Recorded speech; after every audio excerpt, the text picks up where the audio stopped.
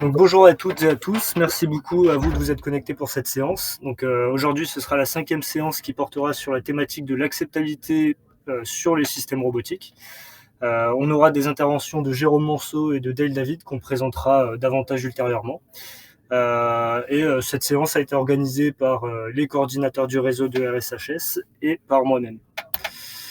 Donc cette séance sera enregistrée. Alors les micros ne sont pas désactivés, mais vous pouvez les activer dans les moments où on vous sollicitera pour. On vous remercie par avance de respecter les interventions des intervenants et leur temps dédié de parole. Vous aurez des temps vraiment spécifiques dédiés pour intervenir.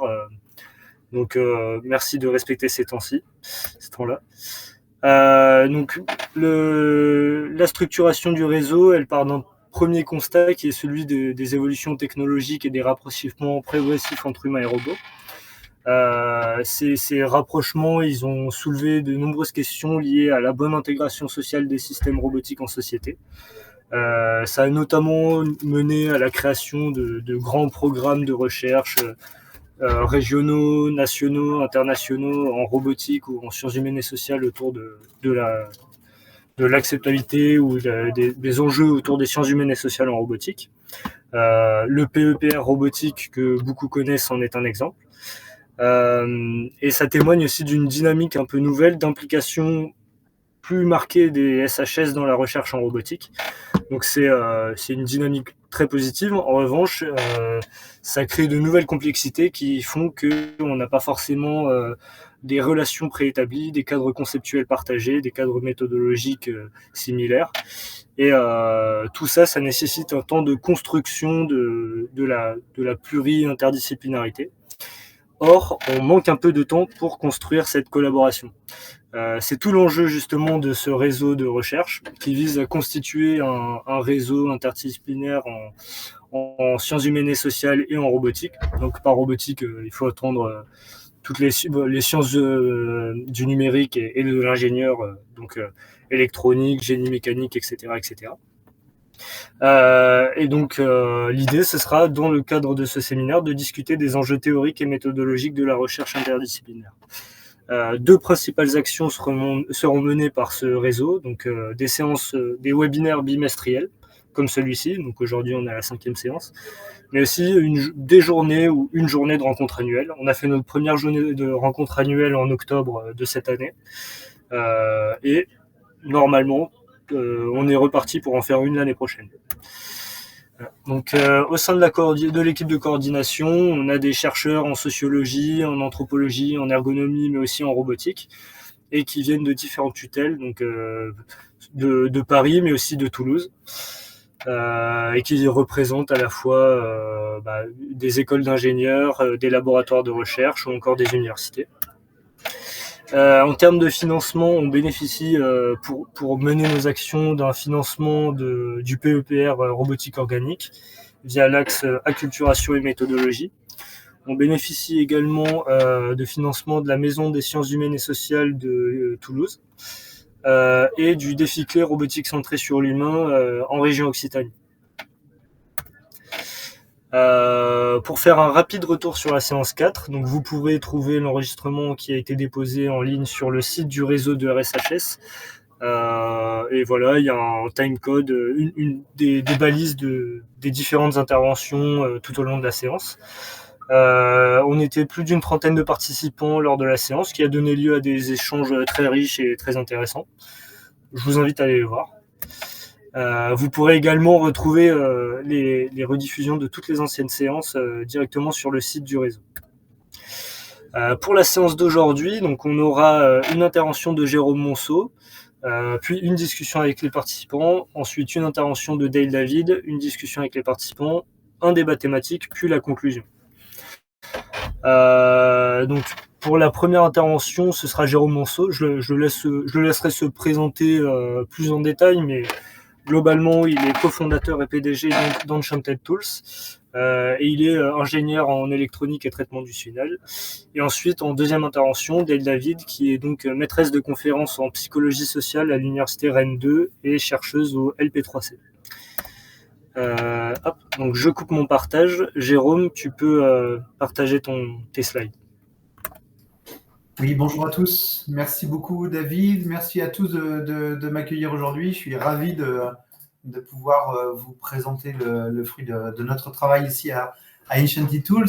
C'est pas un travail, enfin, c'est un travail récent dans le sens où la société a été montée en 2021, mais elle se base sur un historique qui remonte déjà il y a une vingtaine d'années. J'ai moi-même participé à la fondation d'Aldébaran Robotique avec les robots bien connus Nao, Pepper et Romeo. Et en 2015, je décide que la robotique humanoïde sera le centre de ma carrière et je décide de quitter SoftBank pour partir vers des nouvelles façons de designer des robots humanoïdes. Car l'une des choses que j'ai compris, et ça relie directement au sujet d'aujourd'hui, c'est qu'un robot humanoïde est un personnage et qu'il faut absolument adresser cette dimension caractère design pour pouvoir la maîtriser et amener cette robotique dans ce qui la rend belle, selon moi. J'ai également au début à la sortie de SoftBank créé une société qui s'appelle Spoon, qui développe des personnages interactifs digitaux. Donc c'était le premier travail dans l'idée de rapprocher les techniques de films d'animation avec les techniques d'intelligence artificielle pour justement travailler ce caractère design et ce mélange avec l'IA. Et dans ce cadre-là, on a reçu un thésard qui s'appelle Julien De Sanctis, qui a fait sa thèse sur ce que moi j'appelle les altérités synthétiques. C'est-à-dire, c'est quoi comment l'autrui-phanie, pour reprendre le terme qu'il ressortait dans sa thèse, comment l'autrui-phanie peut être appliquée à l'objet technologique. Et je trouve que c'est un sujet absolument passionnant. Et donc en 2021, je monte Enchanted Tools. Assez rapidement, je récupère le savoir-faire d'Aldébaran Robotics. C'est une quarantaine de personnes à peu près. Et on se met en voie pour rentrer dans une nouvelle façon de designer des personnages. Peut-être en préambule, aujourd'hui, dans le titre, il y a le sujet acceptation. On y reviendra un peu sur ce terme-là. Je trouve qu'il est ambivalent parce que acceptation, ça veut dire qu'on va aller développer des choses pour qu'elles soient acceptées. Et donc derrière ça, il y a nécessairement une volonté de faire passer quelque chose quasiment de manipulation dont je me méfie un petit peu. Mais je reviendrai sur ce terme-là. Mais sachez que quand vous voyez le robot, je pense que une des dimensions qui est très importante, et on a un thésard aujourd'hui qui travaille sur ce sujet-là, qui est ici présent, qui est en la personne de Romain Vallée, qui travaille sur le sujet de la confiance avec le robot, la confiance avec la marque, qui est un sujet, je crois, central à notre activité. Donc, je vais commencer par vous projeter une vidéo relativement courte, mais qui va vous permettre de voir le robot si vous ne l'avez pas déjà vu. Hop.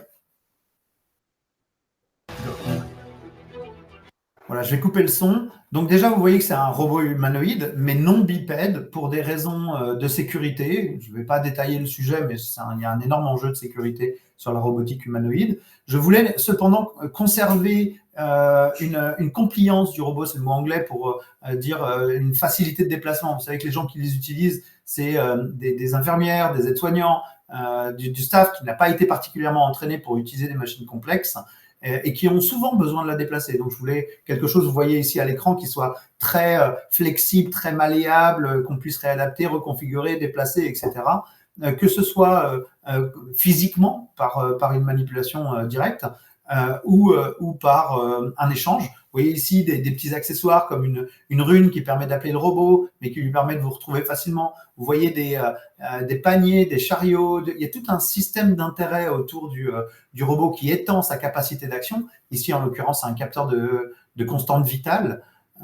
Et puis, il y a une dimension très forte d'un storytelling, parce que c'est un personnage qui, comme tous les autres personnages, proviennent d'une histoire. Et je pense que c'est important d'offrir à ces personnages ce background de storytelling, de narration qui soutient leur cohérence, selon moi. Voilà, donc là, je suis allé très vite sur la présentation du robot. Je pourrais y revenir le cas échéant ou après si vous avez des questions. Bon, simplement, ce que je vous disais dans mon introduction, c'est que le sujet de l'acceptabilité, c'est au début, j'avais tendance aux journalistes qui me demandaient vous avez fait un robot beau pour qu'il soit accepté?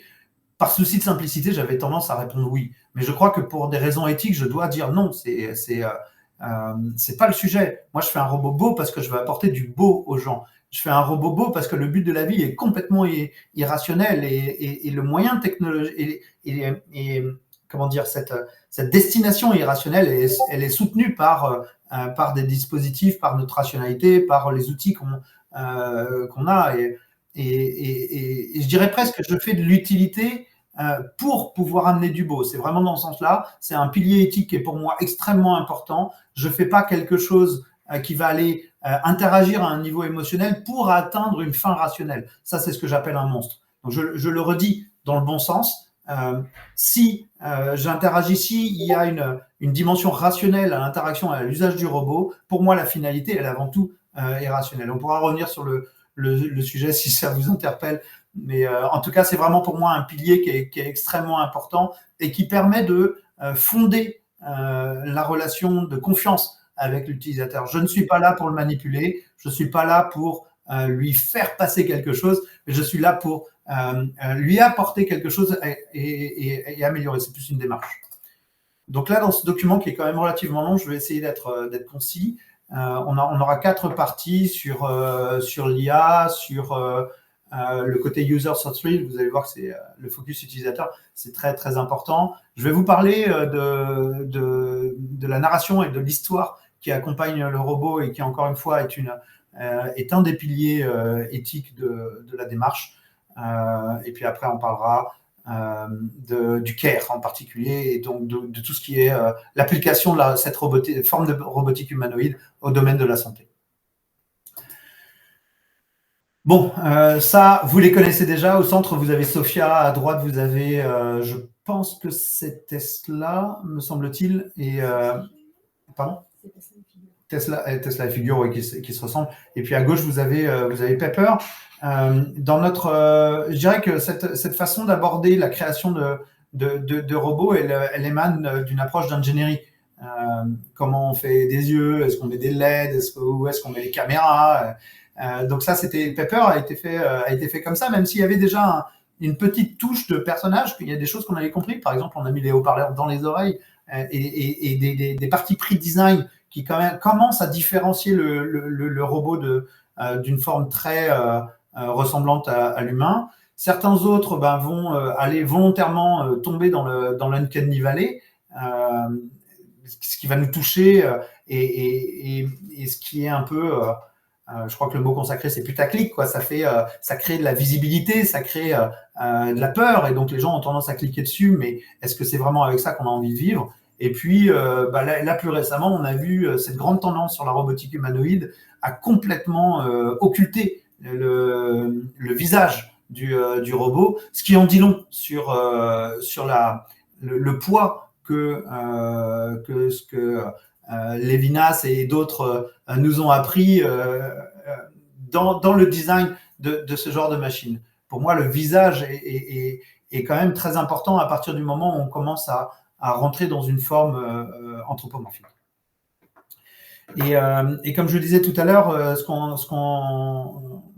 je pense qu'il faut accepter que ces robots humanoïdes ont cette dimension d'altérité. Il faut la designer aussi bien dans son apparence que dans son comportement. Et ce slide est là pour dire que c'est pas nouveau en fait des altérités synthétiques comme ça, plus ou moins chargées de pouvoir, plus ou moins chargées d'une certaine forme de puissance dans l'interaction, à commencer par des statues anciennes. Et dans les livres, on a évidemment énormément de personnages, les jeux vidéo, les films. Donc c'est omniprésent, on a des personnages partout, il n'y a pas un film sans personnage. Systématiquement, c'est au centre de la narration, c'est au centre de l'interaction. Même dans nos téléphones portables, on est toujours en interaction avec des personnages, en l'occurrence des humains, de plus en plus des IA, mais ce n'est qu'un support de médiation, d'intermédiation entre les différentes personnes.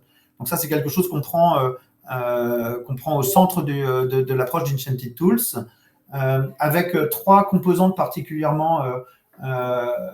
Donc, bien sûr, la dimension personnage et la dimension storytelling, la dimension mécatronique, c'est-à-dire comment on va lui donner un corps physique à ce personnage, combien de moteurs, qu'est-ce qu'il peut faire, qu'est-ce qu'il ne peut pas faire, de manière à réaliser une action, mais aussi à être dans un environnement, à matcher excusez-moi, plein d'anglicismes, à correspondre à l'attente de l'utilisateur. Et puis enfin, il y a toute la révolution de l'intelligence artificielle qui a bondi ces dernières années, nous procurant des outils absolument phénoménaux pour aller gérer la complexité à laquelle on est confronté, que ce soit dans la configuration d'éléments matériels ou bien entendu des situations d'interaction.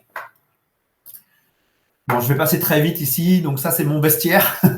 Vous voyez, Miroka, par exemple, c'est intéressant. Donc c'est le personnage orange, le plus à gauche de votre écran, et au centre, vous la retrouvez dans sa forme numérique. L'idée, ça a été de détacher le personnage de son corps de robot, de dire il y a le personnage et il y a sa combinaison robotique, de manière à ce que le personnage puisse avoir une vie qui s'étende sur les téléphones portables, sur les pages web et sur différents standards, essayer de la séparer. Il y avait un autre avantage à ça, c'est qu'un robot, il est nul en tout. Un robot, c'est galère de voir les gens. Vous le savez si vous êtes roboticien. C'est galère de voir les gens, c'est galère de prendre des objets, c'est galère de se déplacer. Tout est dur pour un robot, même encore aujourd'hui avec les outils d'intelligence artificielle qu'on a. Et l'idée de détacher le robot de son enveloppe matérielle permet de lui donner un monde dans lequel il peut s'étendre, s'épanouir et avoir des pouvoirs qui le différencient de notre monde à nous. C'est un peu comme vous, si vous mettez une combinaison pour aller dans le fond de la mer ou sur la Lune, vous n'allez pas vous déplacer aussi vite que les Martiens qui y sont, qui eux sont dans leur élément. Donc là, c'était l'idée de redonner du positif et toute une d'encapaciter le personnage dans un monde qui serait le sien, et que accessoirement on peut aller visiter nous-mêmes à travers des Windows. Donc là c'est volontaire, Microsoft Windows. Donc à travers nos fenêtres, on voit un monde digital dans lequel ce personnage-là s'épanouit, et de temps en temps il peut s'évader de ce support informationnel, de son ordinateur, de son livre, pour rentrer dans la réalité à travers une combinaison robotique. Voilà l'idée. Puis derrière ça, vous avez énormément d'autres personnages. Son frère à droite, Miroki. Puis après, il y a le personnage du CNES que vous voyez tout en bas. Et puis plein d'autres. Celui de Renault en haut à gauche aussi, qui est dans les véhicules aujourd'hui. Voilà, donc je vais passer assez vite.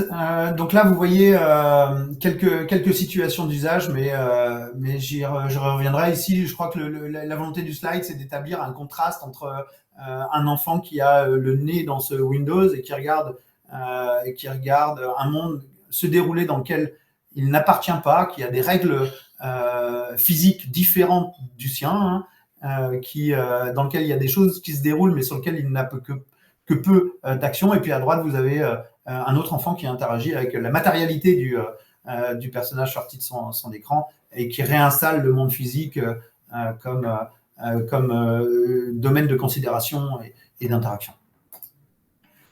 Voilà, donc nous parlons de People Facing AI ou de People Facing Humanoid Robot, parce que mon pari, depuis que j'ai fait Aldébaran, c'est de me dire, on passe beaucoup de temps à essayer de naviguer dans un espace, à essayer d'ouvrir des portes, à essayer de réaliser des opérations. On le met sur un pied d'égalité, voire même plus haut que la nécessité d'interagir avec les gens. Et ça, je pense que dans le cas d'un robot humanoïde, c'est une erreur fondamentale.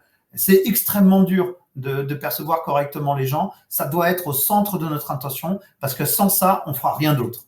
Vous pouvez appeler ça accessibilité. Moi, je vois ça comme étant du pragmatisme, et il faut s'attaquer à ça. Donc dans notre activité aujourd'hui, c'est vraiment central.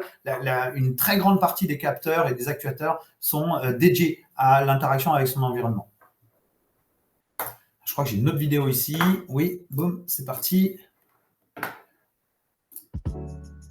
Voilà, donc là, on est dans un cadre pédiatrique. Donc ça rappelle ce qu'on fait avec l'ICM, l'Institut de cancérologie de Montpellier, où le robot accompagne le personnel de l'hôpital pour offrir une expérience particulière aux enfants qui vont avoir à rentrer dans des salles de radiothérapie. Et moi, j'aime bien cette application parce que ça démontre la puissance de l'incarnation du personnage. Parce que quand ces malheureux gamins doivent rentrer dans ces chambres de radiothérapie, ils ne peuvent y aller que seuls, ils ne peuvent pas être accompagnés de leurs parents ou du personnel. Et donc, du coup, c'est hyper traumatisant pour eux. Ils sont attachés à une table. Je vous passe toute cette horreur parce que c'est.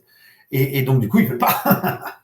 Ils veulent pas. Et parfois, souvent, on arrive à la sédation. Et ce qui, normalement, devrait prendre 6 minutes, prend au final 60 minutes. Donc, c'est terrible pour l'enfant, c'est terrible pour les parents, c'est terrible, du coup, pour les médecins et le personnel environnant. Et là, aujourd'hui, on a des performances incroyables parce que comme le robot déjà est disponible sur la tablette à distance, il y a une première relation qui se crée. Après, l'enfant arrive sur place, il voit le robot et c'est une grande rencontre, c'est une rencontre importante. Et là, le robot rentre avec eux dans la pièce. Donc, ça augmente le confort, ça rassure, la sédation n'est plus nécessaire. Et ce qui prenait 60 minutes, on prend 6. Et il y a beaucoup moins d'enjeux traumatiques pour l'enfant, pour les parents, le personnel. Donc, c'est vraiment une énorme réussite, c'est un impact colossal. Et à tous ceux qui ont envie de parler de ROI, du coup, on pourra rappeler qu'une diminution par 10 d'un temps de séance, c'est énorme sur le nombre de gamins qui peuvent notamment profiter de cette machine. Voilà, alors je vais continuer, je vais passer assez vite. Donc, le robot a été structuré autour de 3 grandes fonctions. La fonction de navigation, historique pour beaucoup de robots, la fonction de grasping, qu'on voit apparaître de plus en plus, notamment avec ce qu'on appelle les physical AI, qu'on voit de plus en plus, et puis la fonction d'interaction. Et pour chacune d'entre elles, on a essayé de faire preuve d'innovation et puis surtout d'aller casser des gros problèmes, comme par exemple la bipédie qui est dangereuse et qui est super utile pour faire monter un escalier à un robot de 50 kg, ce qu'on veut absolument pas faire dans un endroit social. Faut le rappeler quand même, 50 kilos qui se baladent dans un escalier là où on a nos enfants ou nos parents ou nous-mêmes, c'est juste no way, c'est pas possible. Donc il fallait trouver d'autres façons d'offrir une flexibilité, une grande mobilité à la plateforme. Le grasping aussi, donc prendre tous les objets, ça semble une bonne idée sur le papier, mais 50 kilos de métal qui se balade chancelant avec un liquide à 100 degrés parce que c'est la bouilloire pour aller faire le thé, essayez de regarder le nombre de dangers qu'il y a derrière ça, c'est absolument colossal. Donc on veut limiter ce qu'un robot est capable de faire, en tout cas dans un cadre d'un usage chanté. Puis au final, l'interaction avec toute la dimension émotionnelle, qui pour un ingénieur de la Californie n'est pas forcément évident. Voilà, bon, je passe vite. Mais qui le devient très très vite quand on arrive dans le domaine de la santé. Bon, je vais sauter ce slide. Excusez-moi pour ça, mais j'en ai tellement. Hop, là, je vous montre. C'est une scène de la vie de tous les jours de notre robot qu'on a choisi pour vous montrer ce qui se passe de manière complètement autonome. Ici, il n'y a pas de calcul, il y a personne qui manipule le robot. Et ce qui est intéressant de voir ici, c'est que le robot regarde dans la direction dans laquelle l'utilisateur regarde, et puis après l'utilisateur se retourne, donc le robot commence content de le voir, et donc voilà, il va suivre. Alors c'est pas sémantiquement, peut-être qu'il comprend rien de ce qui se passe. Alors de plus en plus, il commence à comprendre parce que les IA sont quand même puissantes, mais là en l'occurrence, le comportement qui se déroule, c'est un comportement que moi j'appelle interaction animale, et il y a beaucoup de choses qui sont extrêmement automatiques. Où est-ce qu'il porte son attention? Qu'est-ce qu'il regarde? Comment il réagit? Comment il ouvre ses yeux? Comment il bouge ses oreilles? Comment il tourne la tête? Tout ça, c'est des comportements qui sont très System One, pour ceux qui ont la référence, Daniel Kahneman. Donc, c'est des comportements très automatiques qui n'ont pas été raisonnés. On reviendra sûrement un peu sur cette notion d'interaction animale. Mais avant ça, je voudrais... donc quand j'étais sur Paper, vous allez voir quelques illustrations, j'ai pondu ces quelques slides qui pour moi ont jalonné tout mon parcours ensuite.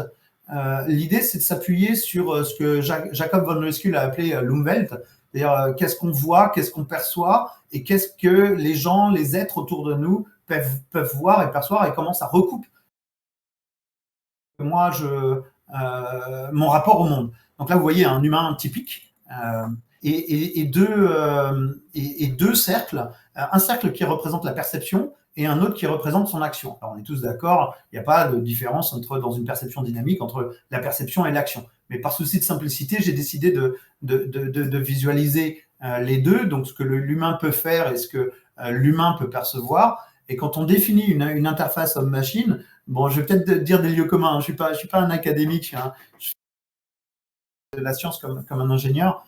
Quand on définit une interface, cette interface, elle a à la fois un accès à ce que l'humain peut faire, elle offre un accès à ce que l'humain peut faire, et elle va interagir avec ce qu'il peut percevoir,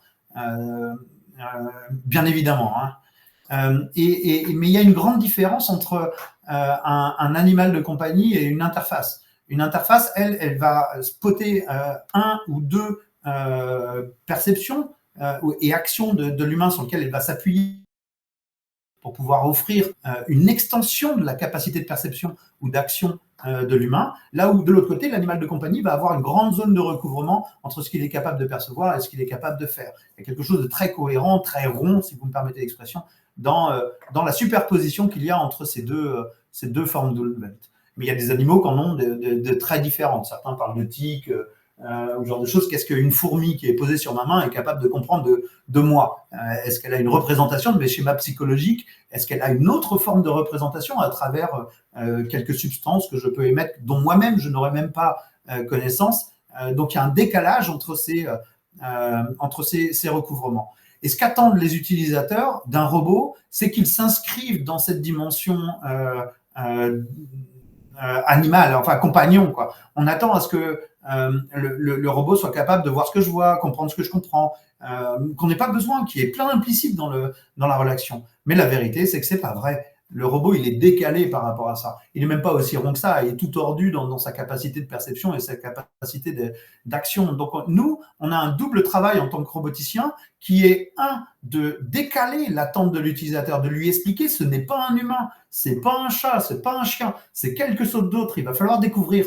Ça va être un parcours, ça va être une aventure. Vous allez découvrir comment ce robot perçoit le monde, et en même temps, ça va être de rondifier le robot, lui offrir des capteurs, lui offrir des actuateurs qui vont lui permettre de recouvrir un maximum de ce que l'humain attend a priori comme travail. Donc tout ce qui est l'approche nouvelle espèce, le storytelling, le design des couples sensorimoteurs, l'interaction animale dont j'ai parlé tout à l'heure, et une très bonne définition, un très bon périmètre entre ce qu'il sait faire et ce qu'il ne sait pas faire, rendre ces choses-là lisibles par l'utilisateur, ça sera extrêmement important dans l'appropriation de cette machine et la confiance associée.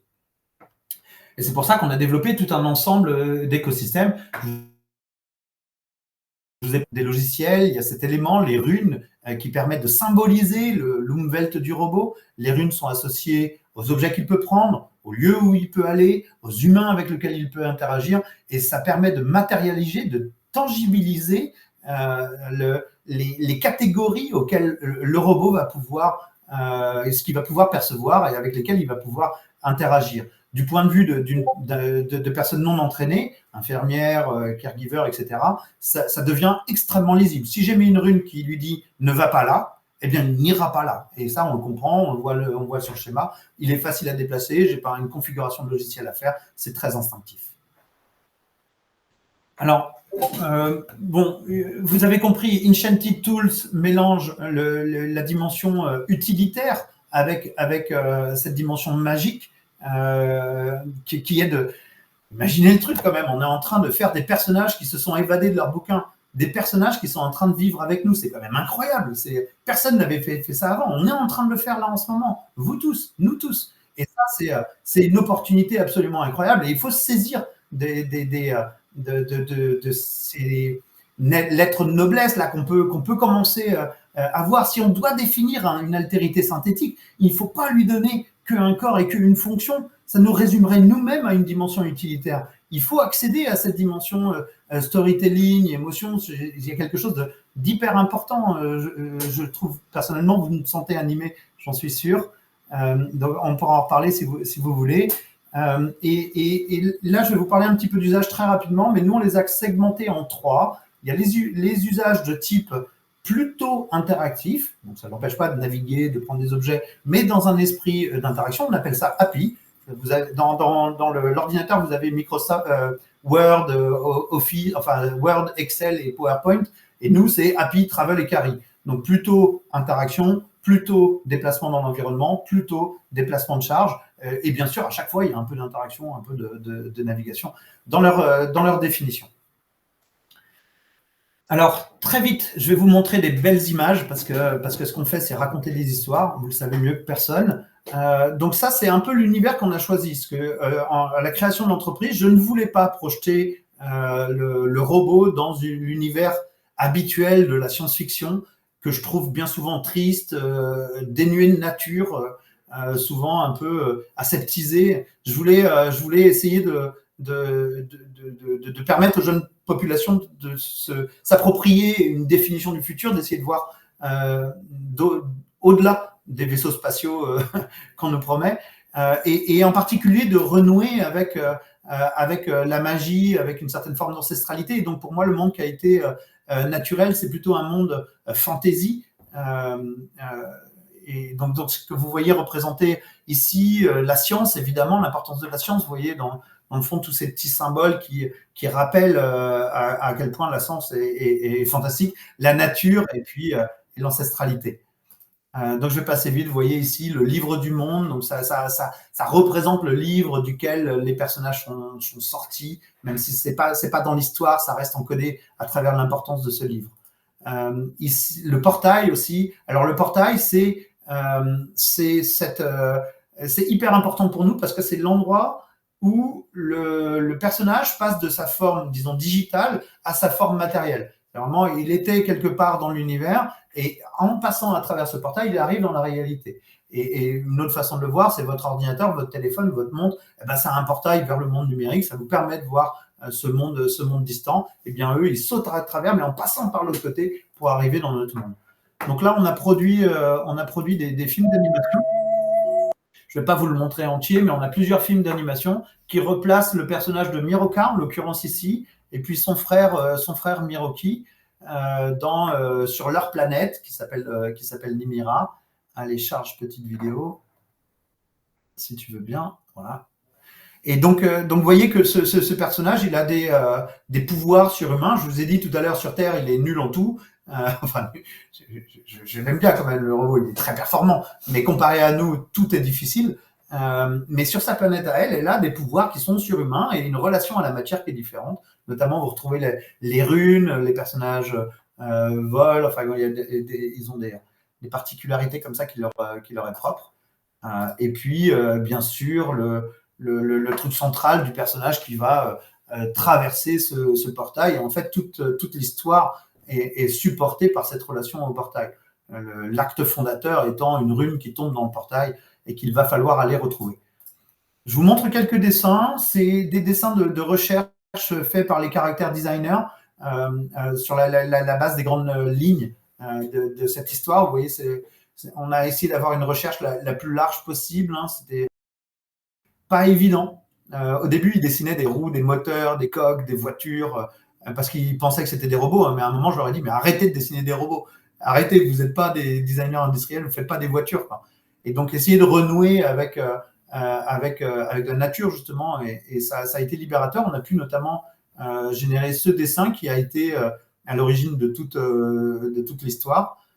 Et donc, vous voyez, en haut à droite, c'est le designer qui d'habitude fait des voitures. Je lui dis, écoute, là, j'en ai marre qu'il fasse des voitures, fais-moi un vrai personnage. On s'en fout, il fait peur, il est ce que tu veux, mais fais un personnage. Et donc, du coup, il a généré ce personnage avec un masque, il est terrifiant, etc. Mais ça a été un acte fondateur pour lui parce qu'à partir de ce moment-là, il n'a plus jamais dessiné une voiture. Donc, quelques dessins. Ici, vous voyez la fratrie, parce que c'est Miroka et Miroki, c'est des jumeaux. Donc, tout le travail d'animation aussi, où on a repris les techniques de rigging, d'animation, du film d'animation et du jeu vidéo, tout ce qui est texture également. Il y a un nombre de professionnels et de métiers, de savoir-faire dans ce domaine-là qui est absolument phénoménal. Et souvent, on voit le travail sur les avatars qui est réalisé soit en laboratoire ou dans les sociétés qui cherchent à faire l'économie de cette phase de travail avec les professionnels, parce que c'est des professionnels qui savent exprimer de l'émotion. et savent tweaker les petits mouvements de lèvres, des yeux pour aller donner la bonne émotion au bon moment. Et c'est une source d'information énorme pour nous qui cherchons à automatiser ce genre d'animation. Bref. Et puis au final, la robotisation, c'est-à-dire comment on va accorder le personnage avec donc le personnage numérique avec sa forme matérielle et les allers-retours qu'il a fallu faire entre les deux pour que tout ça reste cohérent et unifié. Donc on a vraiment traité le caractère design comme il se doit, c'est-à-dire les personnages sont différenciés, ils ont des profils psychologiques associés, ils ont une histoire personnelle. Voilà, il y a tout un tas de choses, même s'ils sont jumeaux, ils ont quand même des histoires particulières. Tout le travail sur le design des émotions, à la fois sur la dimension digitale qui a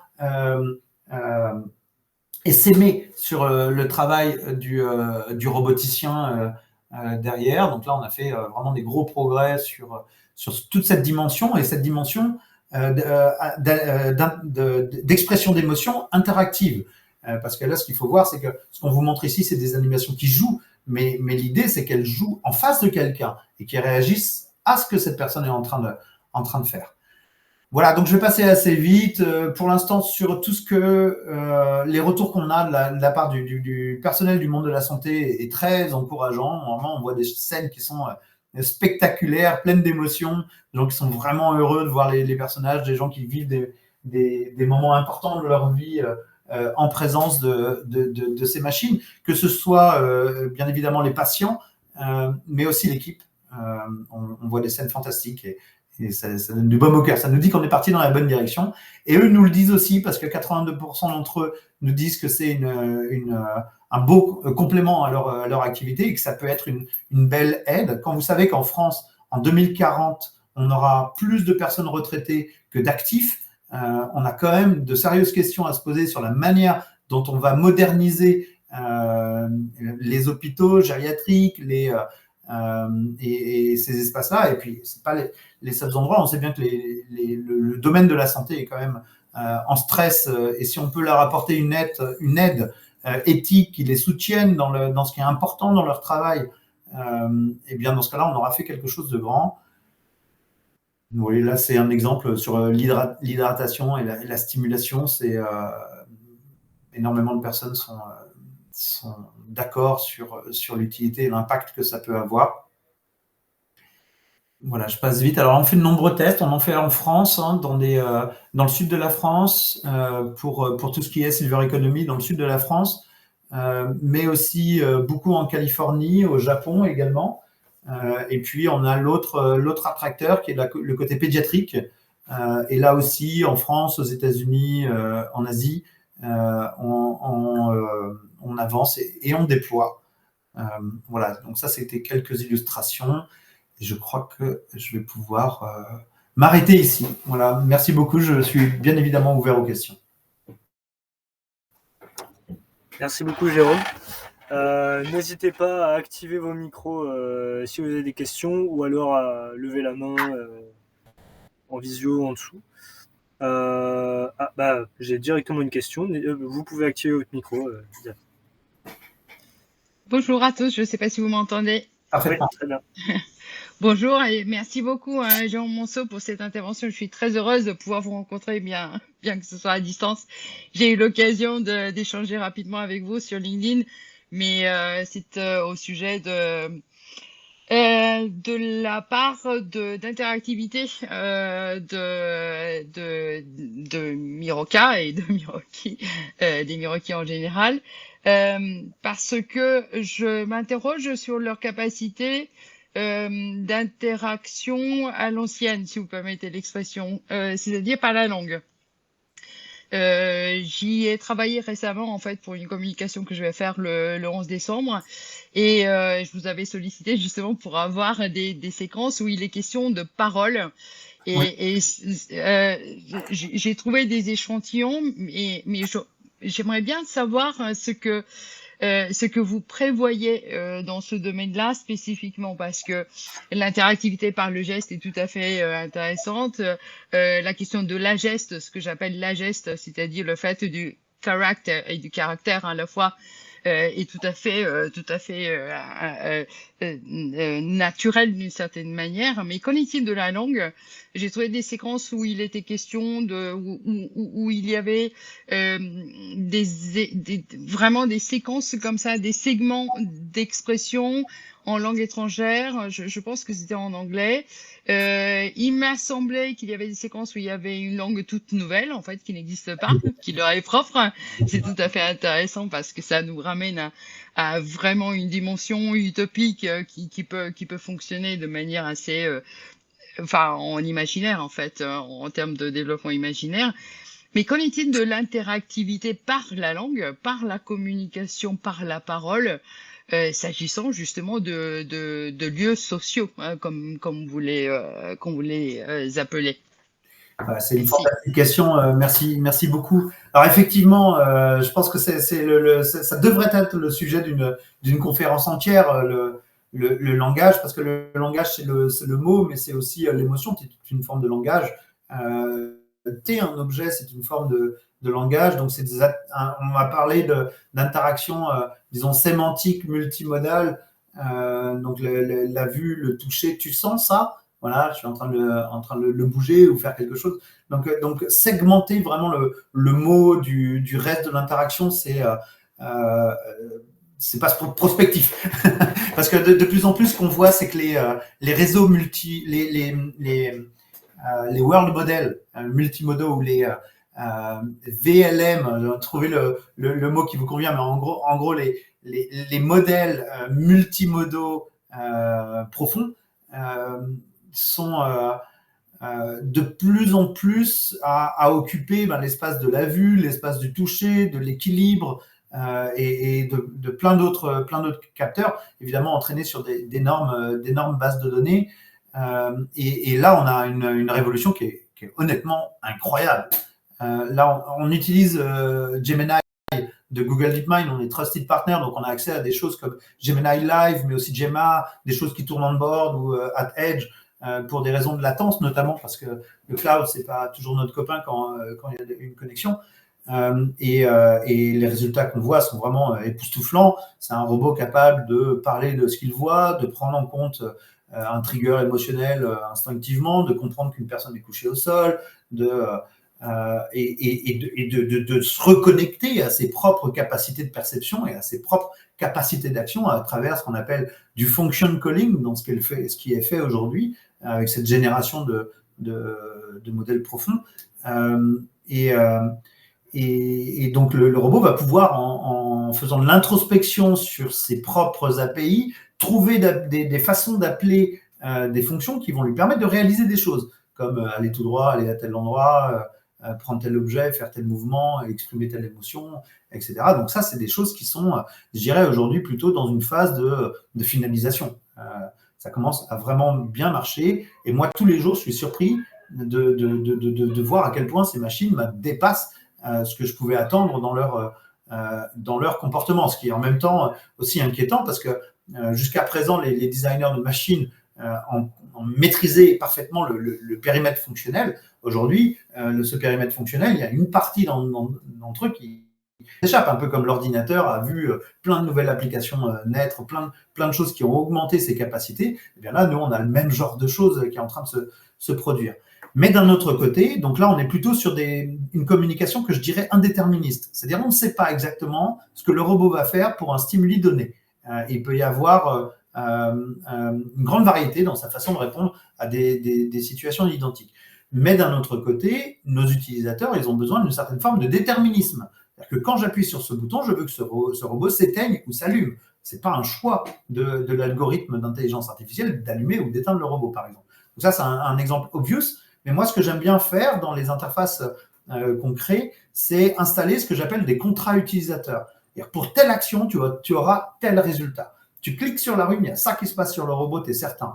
tu fais ça au robot, tu lui prends la main, tu fais ça, il y aura cette chose-là qui va pouvoir se produire. Pourquoi? Parce que ça crée un domaine de confiance du point de vue de l'utilisateur. Et puis aussi de contrôle.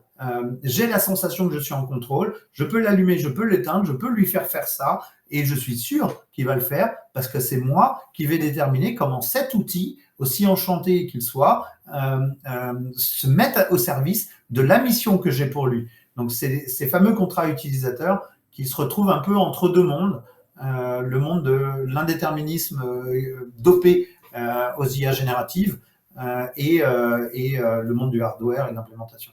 J'espère que ça aide, mais c'est un domaine tellement vaste. Merci beaucoup, Jérôme. Tu peux y aller, Caroline. Tu as une question.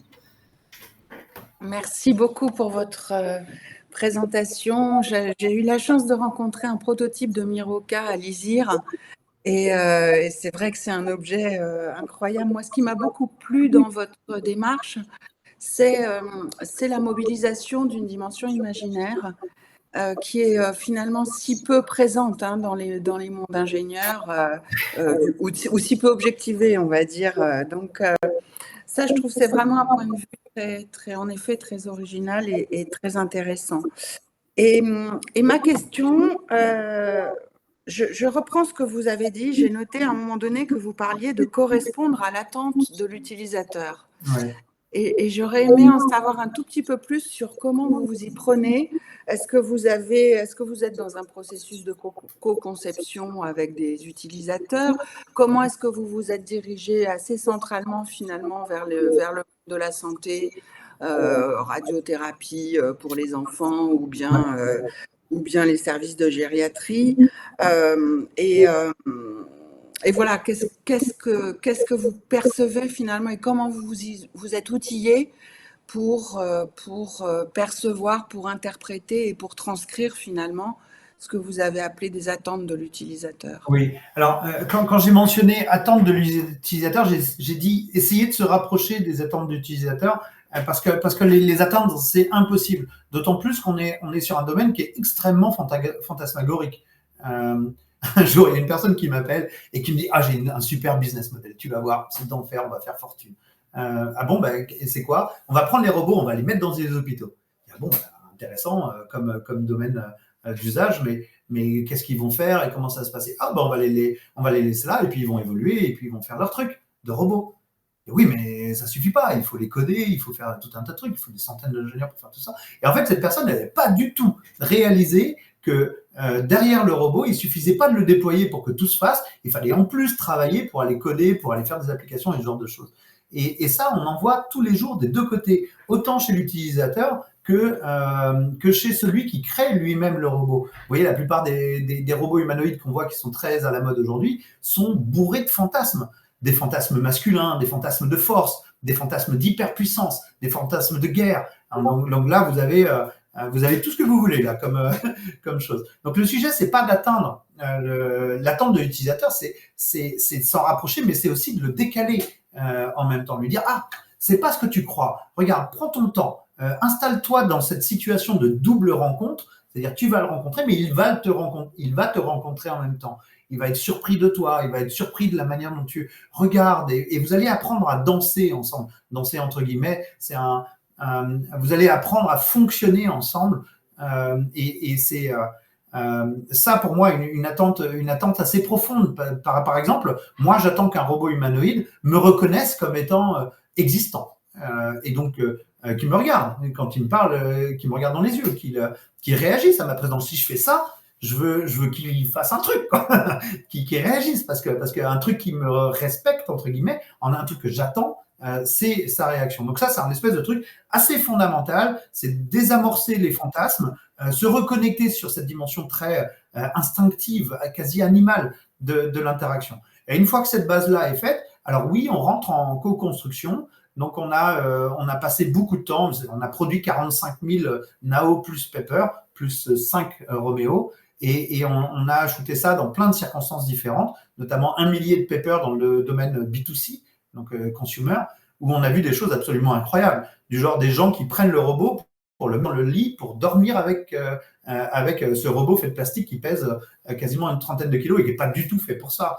Ou d'autres qui les amenaient en balade en les mettant dans des chariots de supermarché. Ça, c'est vraiment des choses qui m'ont toujours surpris parce que c'est pas ma culture, c'est pas ma façon de regarder les choses et j'avais pas du tout envisagé qu'on puisse faire ça avec les machines que je crée. Ceci dit, dans les hôpitaux, on va travailler vraiment au contact. Alors pas seulement parce qu'il y a beaucoup de domaines, on va travailler au contact, on va se mettre au service du personnel thérapeutique. On va écouter comment ils ont envie de faire les choses. Et là, on va soit faire évoluer le système, qui est quand même comme un operating system. On a des fenêtres, il y a tout un lexique et toute une façon de faire pour ouvrir un potentiel qu'après, le personnel ou les distributeurs vont se saisir pour réaliser une fonction particulière. Comme par exemple, je peux dire au robot, tous les matins à 9h, je voudrais que tu apportes ton plateau à tel endroit. Et donc ça, c'est de la programmation par interaction naturelle, c'est connecté au langage de tout à l'heure. Et par cette programmation-là, je vais lui faire quelque chose. Et encore faut-il que je sache ce qu'il peut faire et que ses accessoires et que ce qui peut lui être dit soit bien accordé aux usages de l'utilisateur. J'espère que je réponds à cette question. Il y a un peu de construction, de co-construction, mais il y a beaucoup de plasticité. En fait, je vais vous raconter une histoire qui m'a touché. C'est une dame qui est venue me voir, c'était il y a 3 ans. Elle me disait, voilà, moi j'ai un Pepper, ça fait 10 ans que je l'ai. Et il y a une boîte bien sympa qui m'a développé un comportement il y a une dizaine d'années pour accompagner les enfants dans le couloir. Donc c'est génial, j'adore, c'est vraiment super. Par contre, j'ai ce problème-là, j'ai ce problème-là, et je ne pourrai jamais les résoudre parce que la boîte, elle fait autre chose, parce que j'ai pas l'argent. Et donc elle était amenée à subir depuis 10 ans exactement le même comportement de la machine. Moi, ce que je veux faire, c'est qu'elle ait les moyens de changer la manière, simplement en parlant, simplement en utilisant les objets, de moduler la manière dont s'expriment les comportements. Pour ça, pour moi, c'est important. Merci. Comme vous partez à 17h30, je me permets peut-être une dernière question. Alors, s'il n'y a pas de questions, je vais la poser moi-même. Alors, vous nous avez présenté énormément de supports scénaristiques autour de Mirokai. Vu qu'également dans les objets, il y avait une fleur, il y avait un tramway, etc. Et vous nous avez montré aussi un film d'animation. Ce que je me demandais plus concrètement, c'est dans quel contexte vous utilisez ou à quel moment de l'interaction. Vous nous avez parlé des enfants auxquels vous montrez peut-être des vidéos un peu avant, qu'ils interagissent avec le robot pour aller au scanner. Mais globalement, comment vous insérez tout ce narratif dans la relation entre le patient et le robot, puisque souvent c'est dans un contexte médicalisé. Ouais. Il y a plusieurs façons de répondre à cette question. Et je vais essayer de vous surprendre en vous disant, je trouve que Pepper avait un problème psychologique. Pepper, elle a un déséquilibre psychologique de l'ordre de la psychopathie. Alors voilà, ça c'est pour vous surprendre. Mais la raison pour laquelle je vous dis ça, c'est que la raison d'être du robot Pepper, c'était d'interagir avec des gens qui passent. Et ça, c'est psychologiquement hyper bizarre. Imaginez-moi à l'entrée de mon entreprise, à interpeller tous les gens, à parler avec eux et à n'être focalisé toute ma vie entière que sur les gens qui sont en face. Ça, c'est extrêmement bizarre au final. Et c'est un déséquilibre dans le robot. Et en fait, ça le rend ennuyeux parce que je ne peux pas être que ton centre d'intérêt à toi, tu vois. Fais ta vie, toi, de robot. C'est quoi ta vie de robot ? Et donc, quand vous lui mettez un accessoire comme un ballon de baudruche, comme une machine à bulles, en l'occurrence la fleur dont vous parlez, eh bien d'un coup, paf, ça prend une dimension supplémentaire. En plus, Pepper, elle n'avait pas la possibilité d'interagir avec le monde matériel. Elle était limitée. Certains l'appelaient une tablette à roues, pas de visage, une absence de connexion directe, une hyper-focalisation sur l'utilisateur parce que il y avait que ça qu'on pouvait faire à l'époque. Tout ça, c'est très déséquilibré. Mais quand le robot a une raison d'être présent et que cette raison d'être, c'est pas vous, parce que ça devient un peu, c'est comme un vendeur dans un magasin. Je sais pas si vous appréciez avoir le vendeur sur votre dos en permanence qui est en train de regarder et commenter tout ce que vous faites. C'est pas possible d'avoir ça. Il faut que le vendeur, il ait sa raison d'être, son rôle, et de temps en temps, il va venir interagir avec vous. Eh bien, tous ces objets, ils sont là pour créer une opportunité d'agir dans un environnement sans être complètement concentré sur une personne. Donc, de temps en temps, c'est nécessaire, un chariot qui va déplacer des plats ou autre accessoire, des capteurs, des constantes vitales, etc. Donc ça, c'est utile, par exemple la nuit ou à tel moment. Voilà, il y a des phases où on est vraiment dans cette utilité-là, mais après, on va prendre d'autres accessoires pour créer une dimension supplémentaire dans le robot et éviter qu'il soit complètement déséquilibré en étant obsédé par les gens qui l'entourent. Vous voyez ce que je veux dire? Des réponses un peu imagées. Merci beaucoup. Non, très bien. On va peut-être maintenant donner la parole à Dale David pour ton intervention. Merci Jérôme. Merci beaucoup. Oui, alors je vais partager.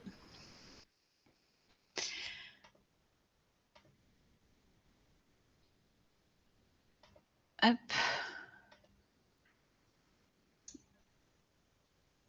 Pardon, tac. On voit très bien. C'est bon, vous voyez? Oui. Ok, bah en fait, finalement, vous allez voir que de temps en temps, je vais pouvoir faire des points avec ce que disait Jérôme. Donc merci Jérôme de m'avoir amorcé. Bah, tout d'abord, bonjour à tous et à toutes. Merci David, Charlie qui est pas là, mais et Caroline pour l'organisation. Juste pour me présenter rapidement, donc je suis David, j'ai soutenu ma thèse en psychologie sociale à l'Université Côte d'Azur en 2022 et ma thèse portait notamment en fait sur le processus socio-cognitif qu'est l'anthropomorphisme, notamment des robots sociaux et les conséquences que cela peut avoir, notamment sur leur acceptabilité.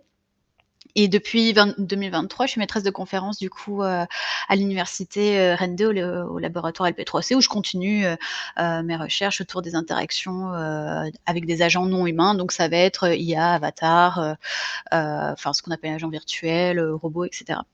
Et donc aujourd'hui, je vais moins présenter mes travaux de thèse, mais plutôt en fait vous présenter différents facteurs déterminants qui ont été identifiés dans la littérature comme étant soit en fait des facilitateurs, soit des freins à l'usage et à l'adoption notamment de ces robots si particuliers.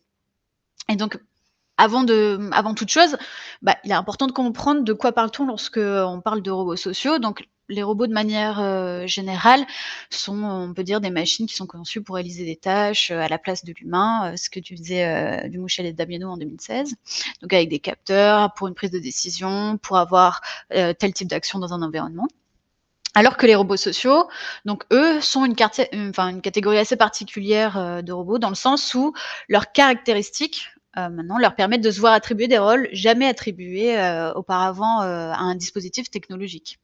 Et notamment au niveau des caractéristiques, on va retrouver de certaines capacités d'interaction sociale, comme ces robots sont décrits notamment dans la littérature comme des agents incarnés qui peuvent s'engager dans des interactions sociales. Mais grosso modo, qu'est-ce que ça veut dire? Ça veut dire qu'ils peuvent agir de manière socialement adaptée en fonction du rôle qu'on leur a donné et en fonction de l'environnement, de l'interaction. Et donc, il y a même certains robots qui sont dotés, on va dire, d'une dimension plutôt affective qu'on appelle robots compagnons.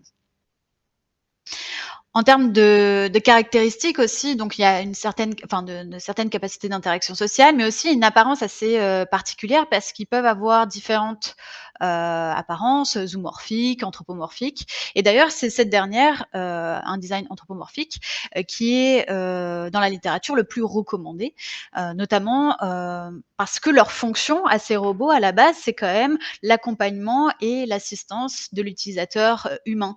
Et parce qu'ils sont conçus entre autres pour être des supports sociaux, ces robots, ils doivent être en capacité de transmettre des indices et des signaux plutôt humains. D'où le fait que pour comprendre ces indices, il faut qu'il y ait une certaine similitude avec le corps humain. Et donc dans ce contexte, leur apparence, leur voix, leurs gestes peuvent être reconnus par les utilisateurs humains comme des vrais signaux sociaux.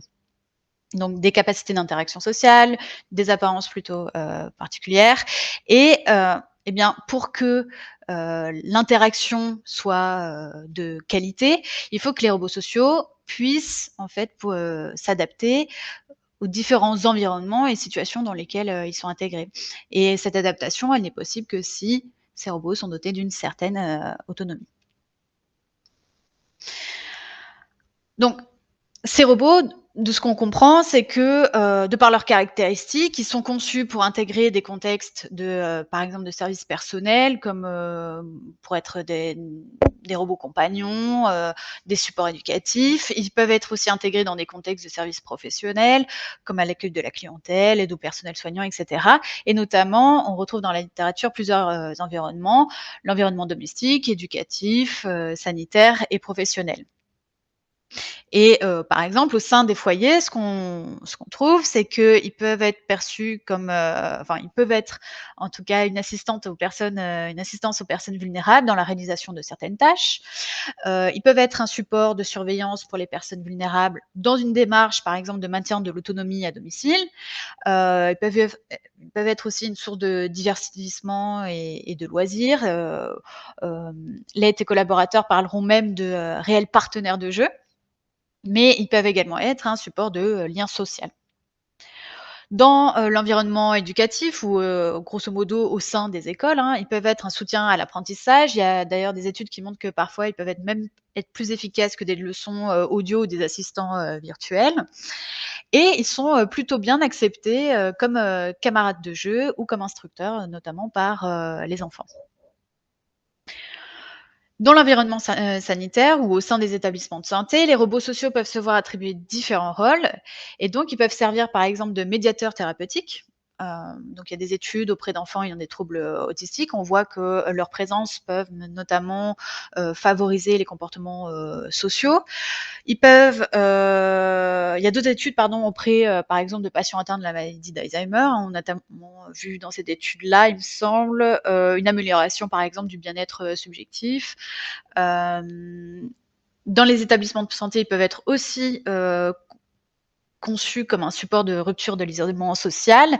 Notamment, enfin souvent quand on parle d'isolement social avec les robots, on a tendance à penser l'interaction que entre l'utilisateur humain et le robot, mais en fait, là dans cette étude spécifiquement, en 2007, ils ont montré aussi que l'intégration d'un robot dans ce type de milieu favorise aussi le renforcement de liens entre les résidents et les résidentes.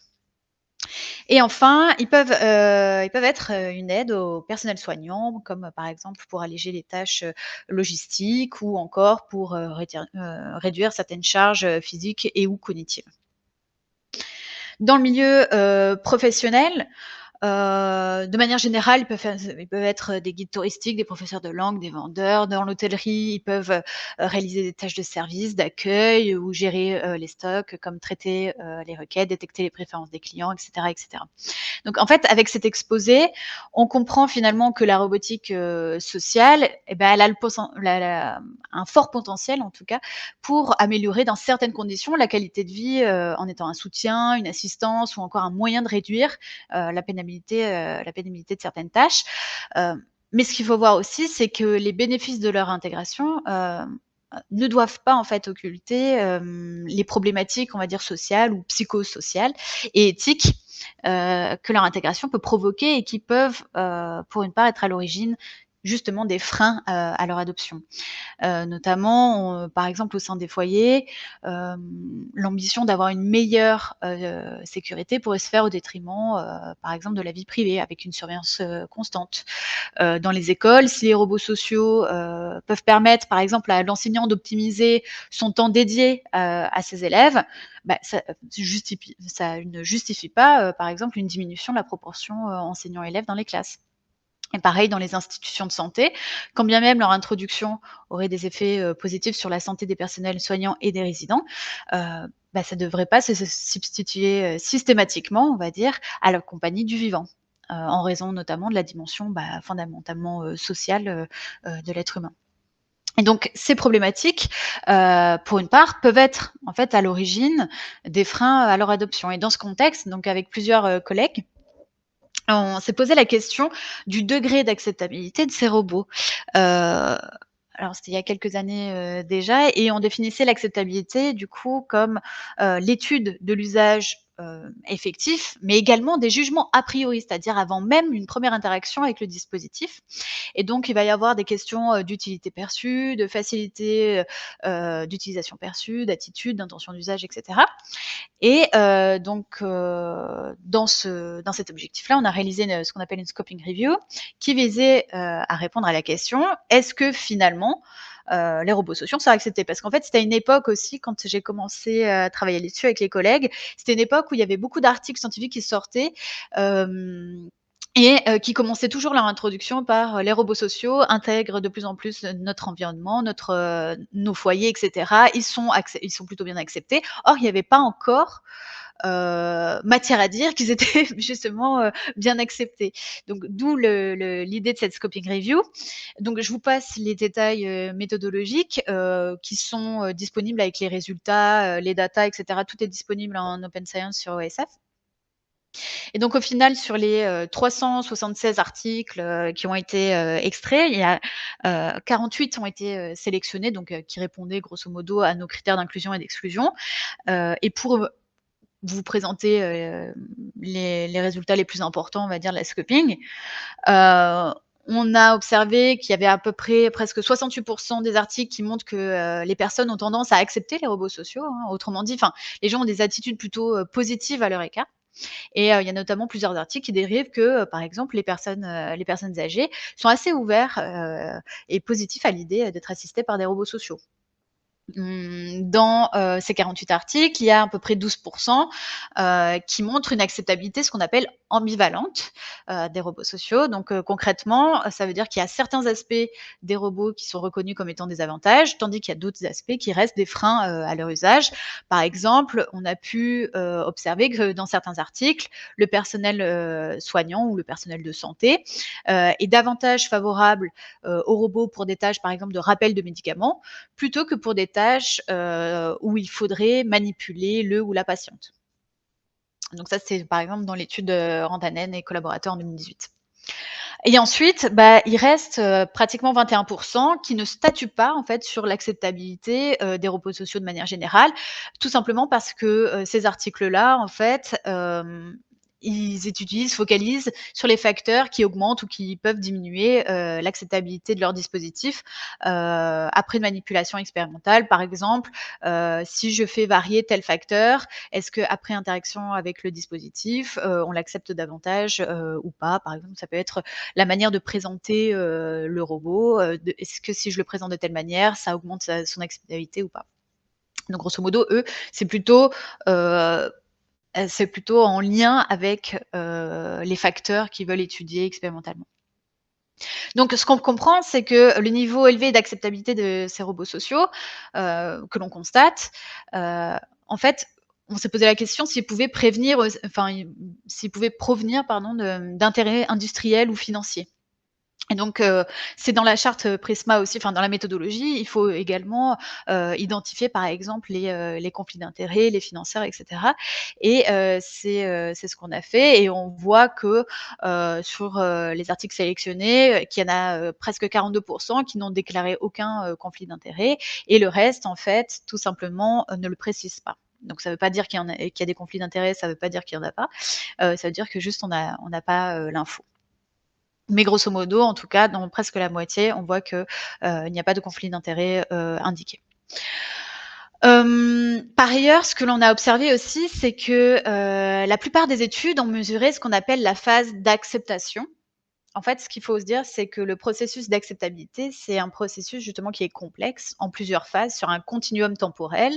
Et on commence par l'acceptabilité a priori, qui sont en fait les jugements a priori, c'est-à-dire avant toute interaction avec le dispositif, qu'est-ce que pensent les gens du dispositif technologique.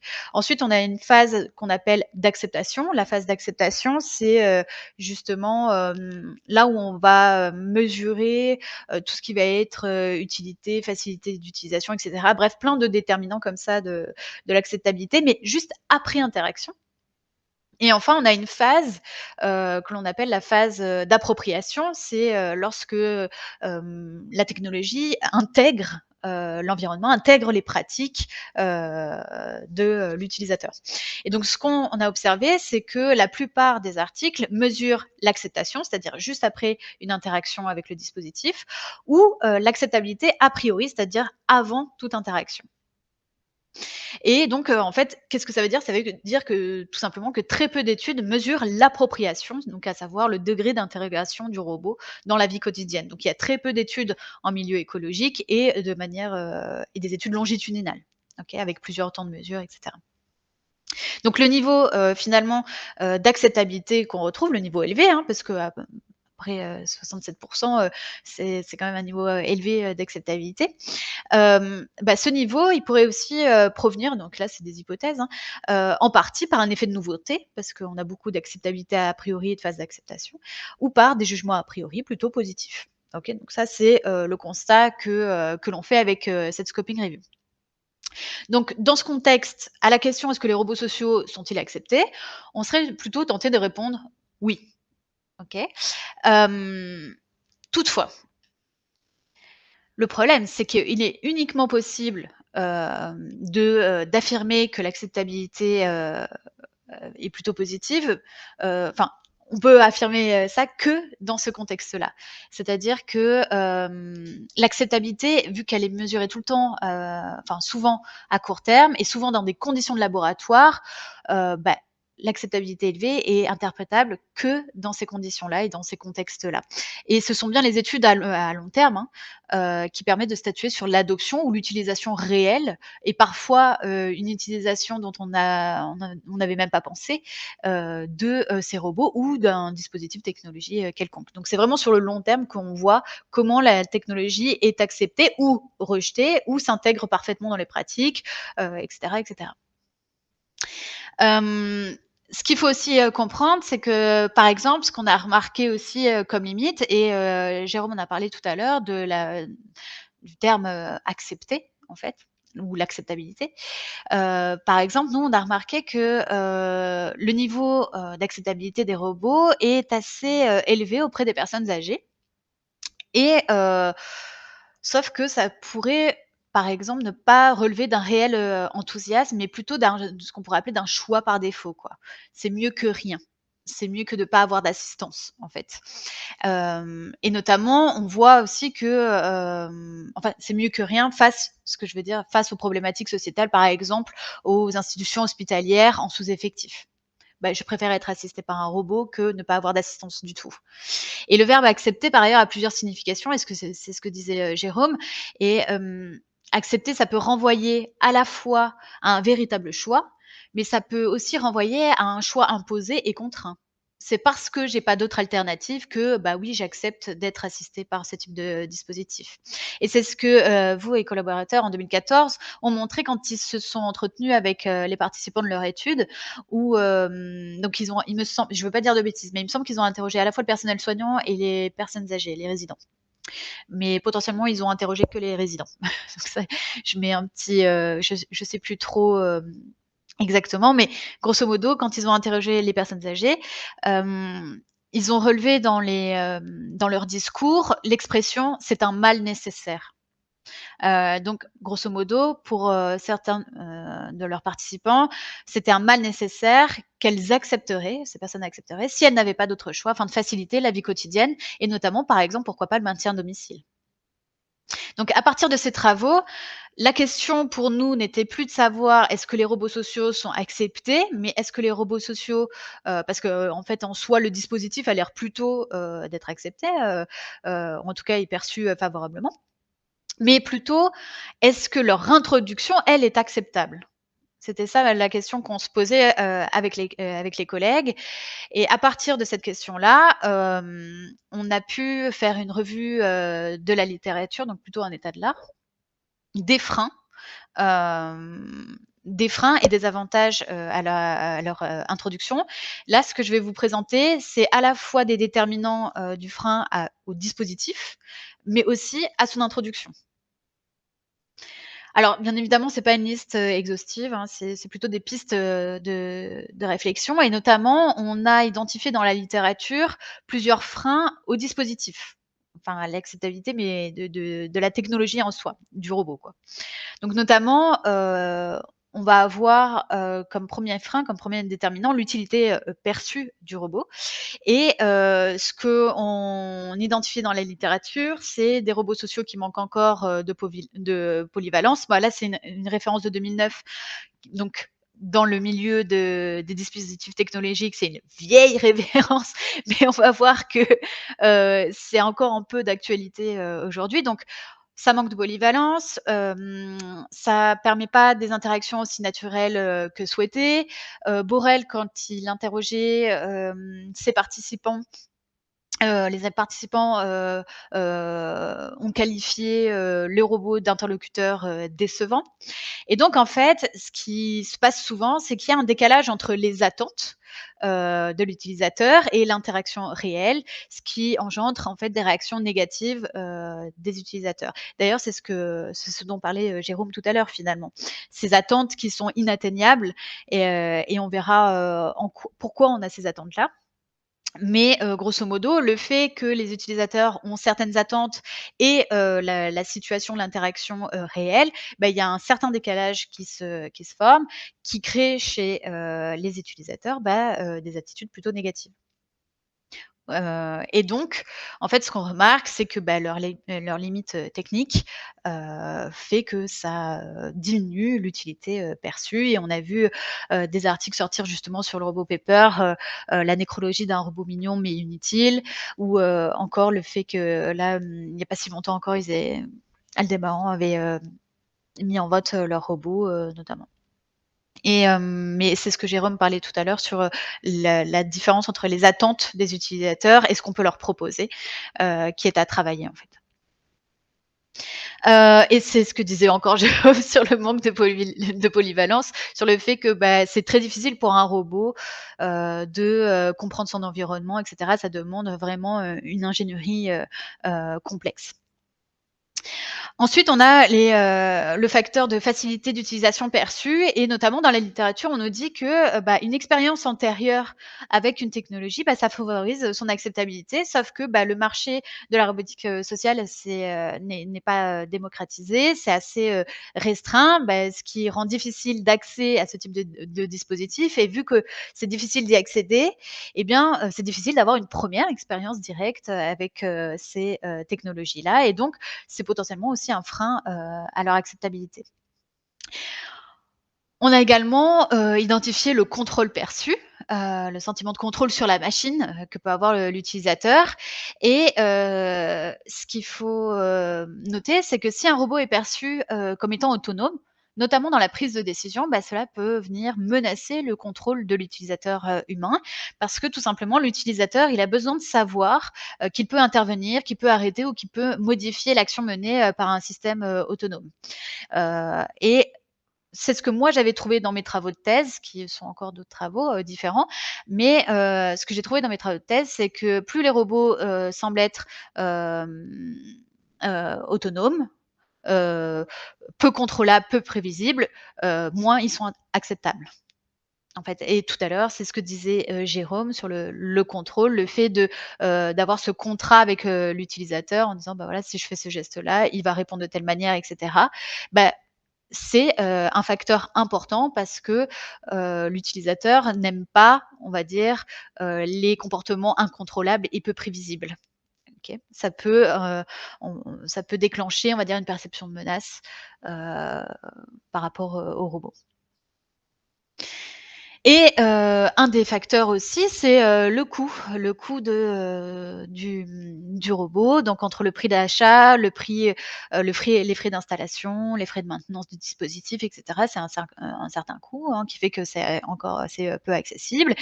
Pour les entreprises aussi, il y a un autre type de coût qui est, le fait de gérer les réactions, par exemple, des employés, des clients et potentiellement, celles du grand public. Parce que, une entreprise qui intègre un robot,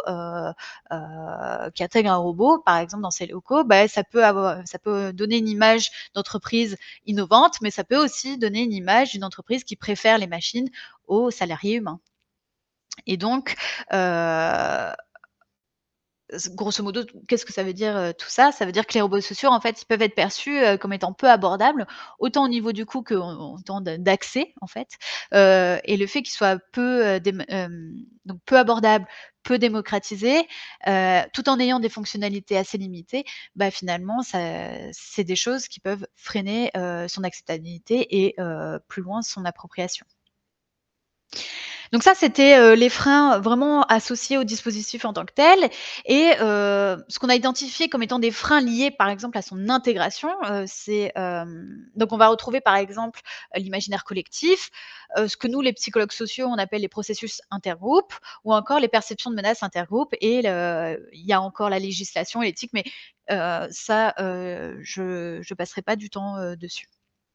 Donc en termes d'imaginaire, collectif, bah, on le sait, hein, la culture, populaire, ça façonne en fait, nos représentations, des robots.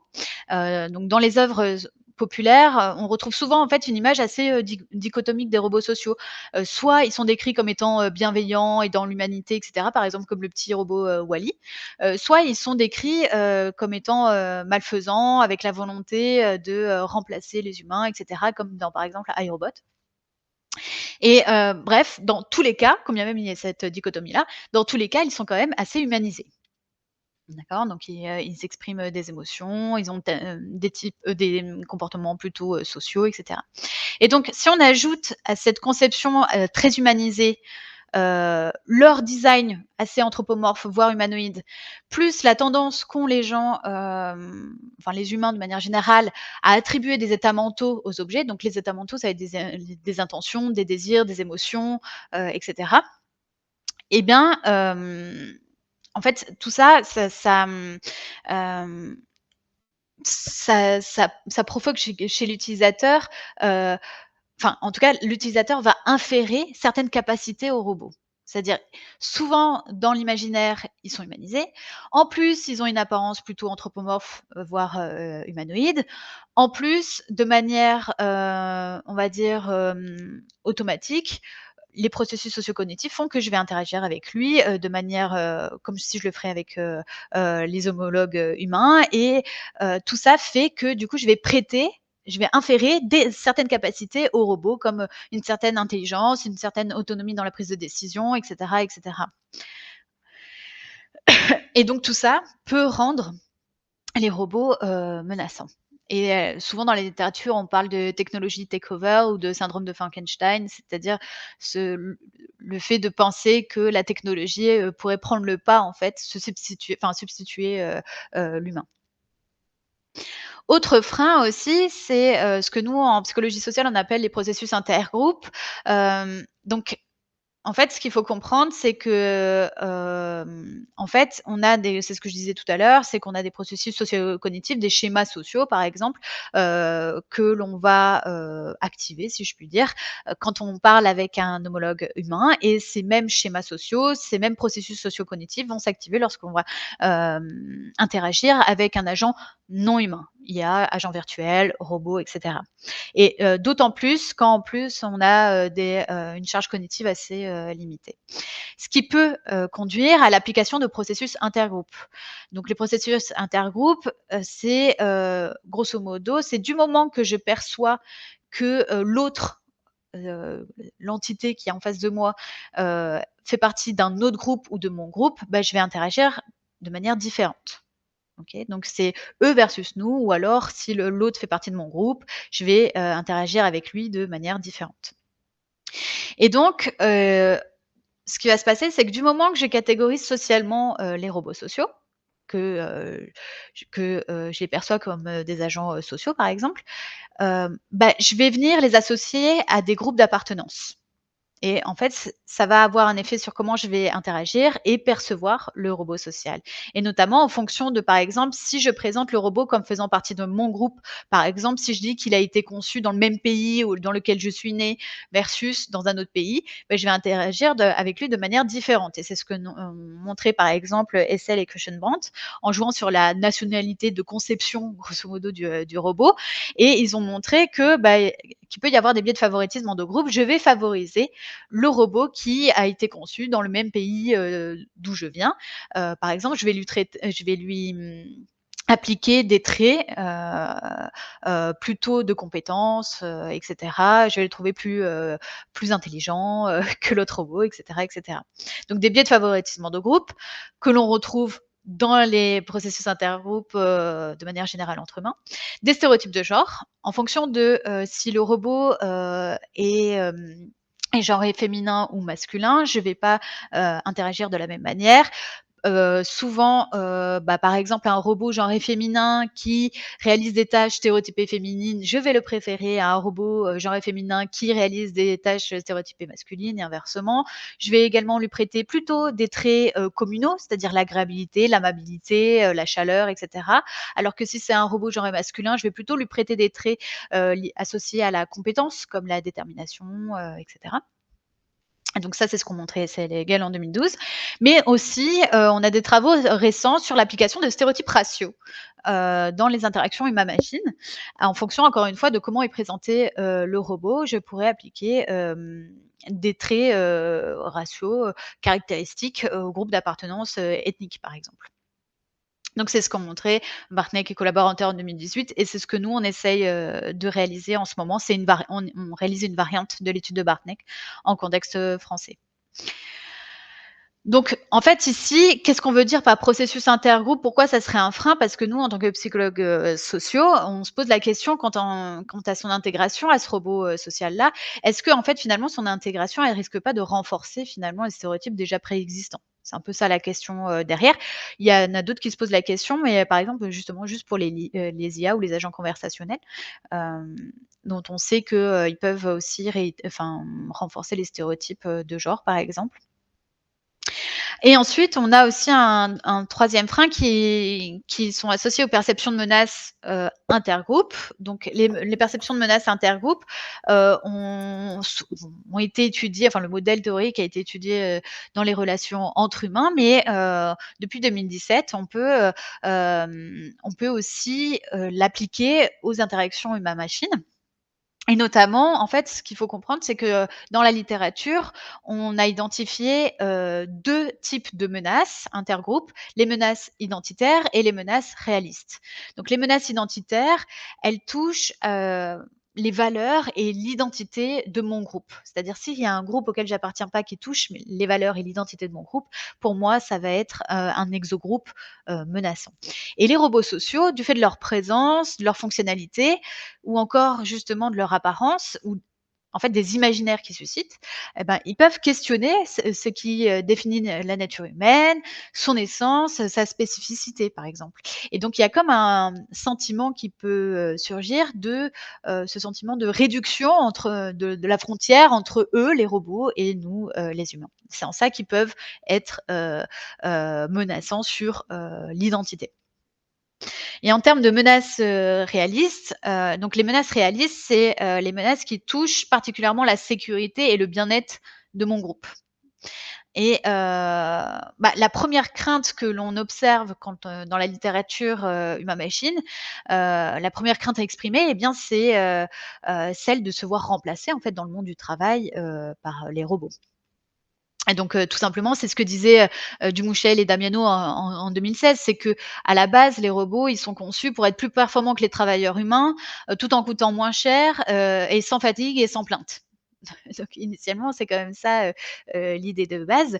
Et on s'aperçoit aussi, depuis quelques années maintenant, que ça peut être préjudiciable pour les emplois et les formations supérieures, comme notamment parce qu'on commence à leur donner des fonctions de support émotionnel et affectif. Et la deuxième crainte aussi exprimée, c'est celle de la perte du sens de son travail. Parce que, à la fois, le fait d'intégrer ce type de dispositif, ça peut renvoyer, enfin ça peut, les salariés peuvent se dire: «Ça va me donner du temps, pour, me recentrer en fait sur le cœur de mon métier». Ça peut être un outil qui va me permettre de me recentrer sur le cœur de mon métier, mais c'est un outil aussi qui peut me mettre potentiellement dans la place d'un simple exécutant.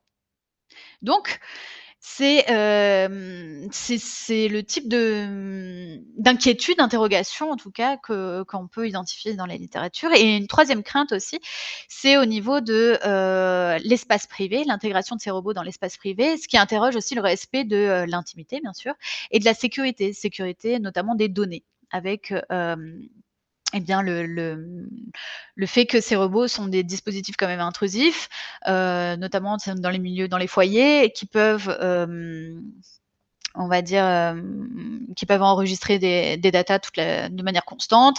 Donc là, se pose la question de la sécurité des datas, de leur diffusion, etc., etc.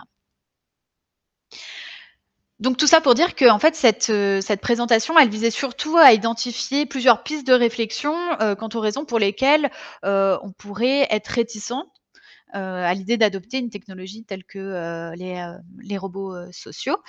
Et en fait, ce qui est compliqué, c'est que, bah, la robotique sociale, et son intégration réussie, et quand on parle d'intégration réussie, on parle d'une intégration acceptée, accompagnée, adaptée.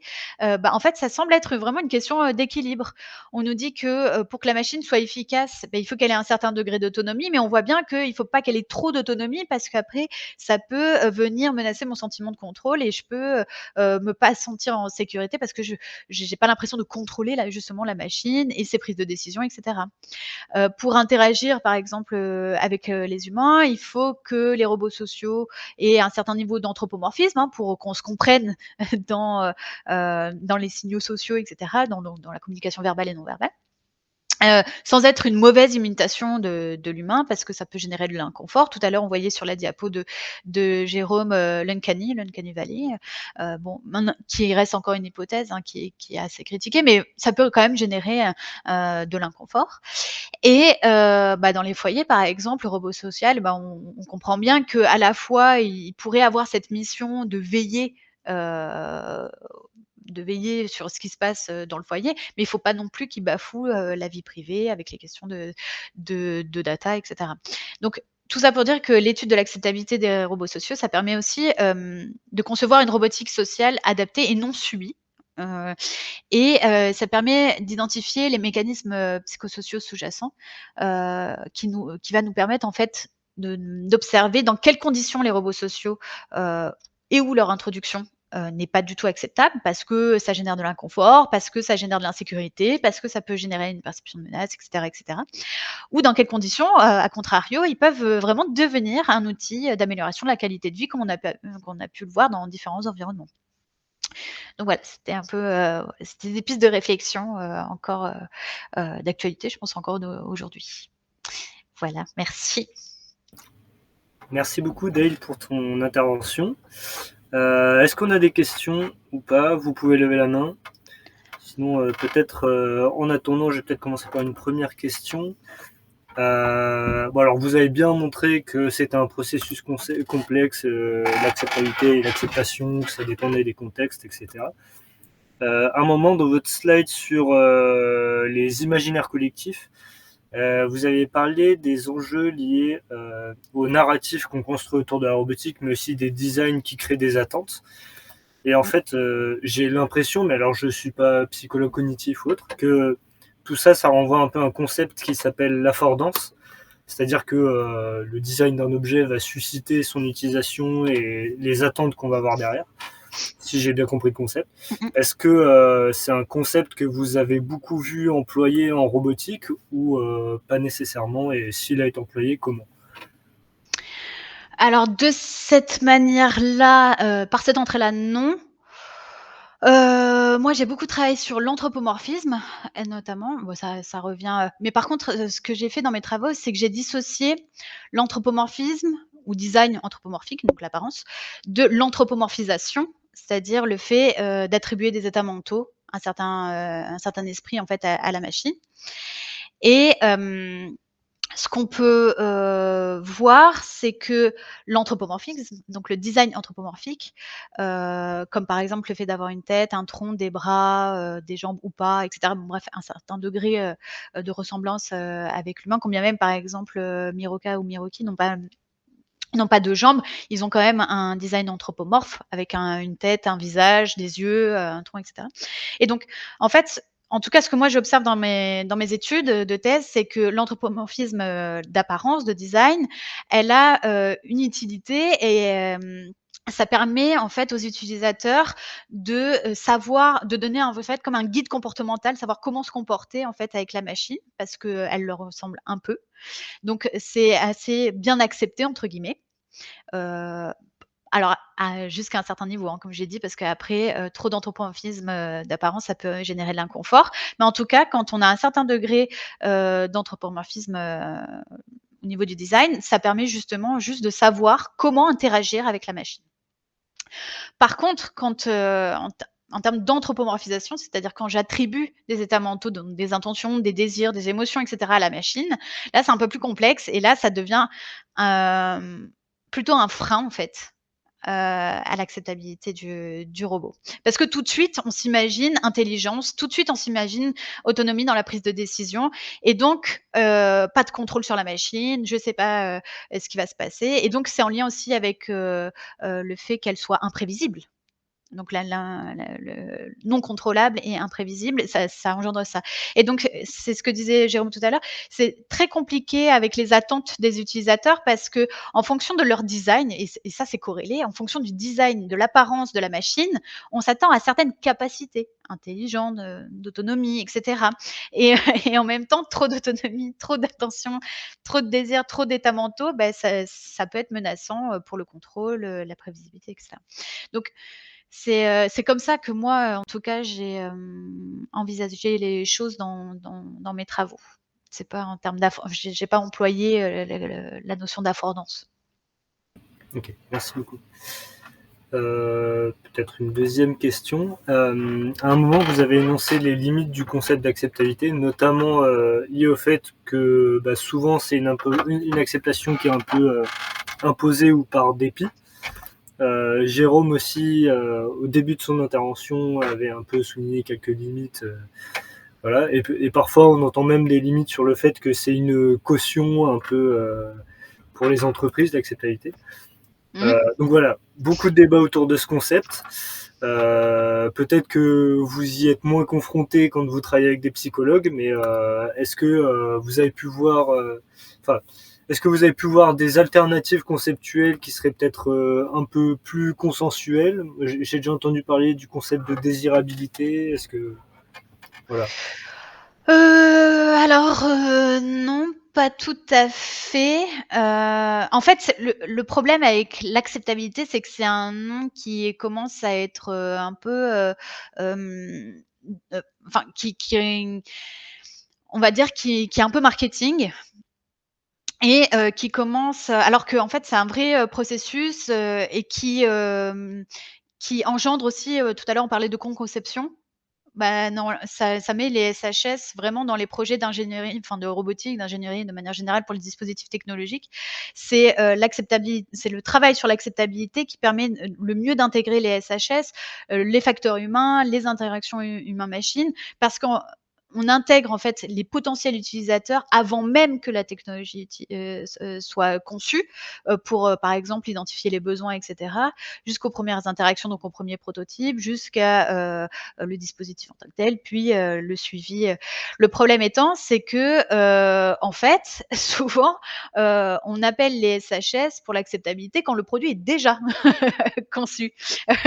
Et donc, c'est là où tu as raison, David, où l'acceptabilité devient comme un label, comme une garantie. C'est quand en fait on fait appel aux SHS, ergonomes, psychologues sociaux, etc. Quand le dispositif est déjà conçu. Donc souvent c'est un peu compliqué pour nous d'arriver à ce moment-là parce que l'acceptabilité, comme j'ai dit tout à l'heure, c'est un vrai processus, complexe sur un continuum, temporel, et cetera qui s'imbrique avec les potentiels utilisateurs, qui intègre aussi la conception, l'identification des besoins ou, par exemple, qui demande aussi, l'analyse de l'activité. de faire une réelle analyse de l'activité, par exemple pour les praticiens. Je sais pas, imaginons on veut, je sais pas moi, un robot de chirurgie. Eh ben, on a besoin avant de concevoir, de faire toute l'analyse de l'activité. Qu'est-ce que fait un chirurgien? En quoi ça pourrait améliorer ses conditions de travail? En quoi ça pourrait lui faire le fait de lui permettre d'être plus précis sur certains points, etc. Donc, il faut être très précis sur l'activité, sur les tâches, sur la fonction, sur les missions du dispositif, etc. Pour justement ne pas juste être une caution d'un dispositif qui a été pensé et conçu en dehors du contexte social. Sinon, on est dans une démarche, on va dire, déterministe de la technologie, c'est-à-dire je conçois une technologie en dehors de tout contexte social.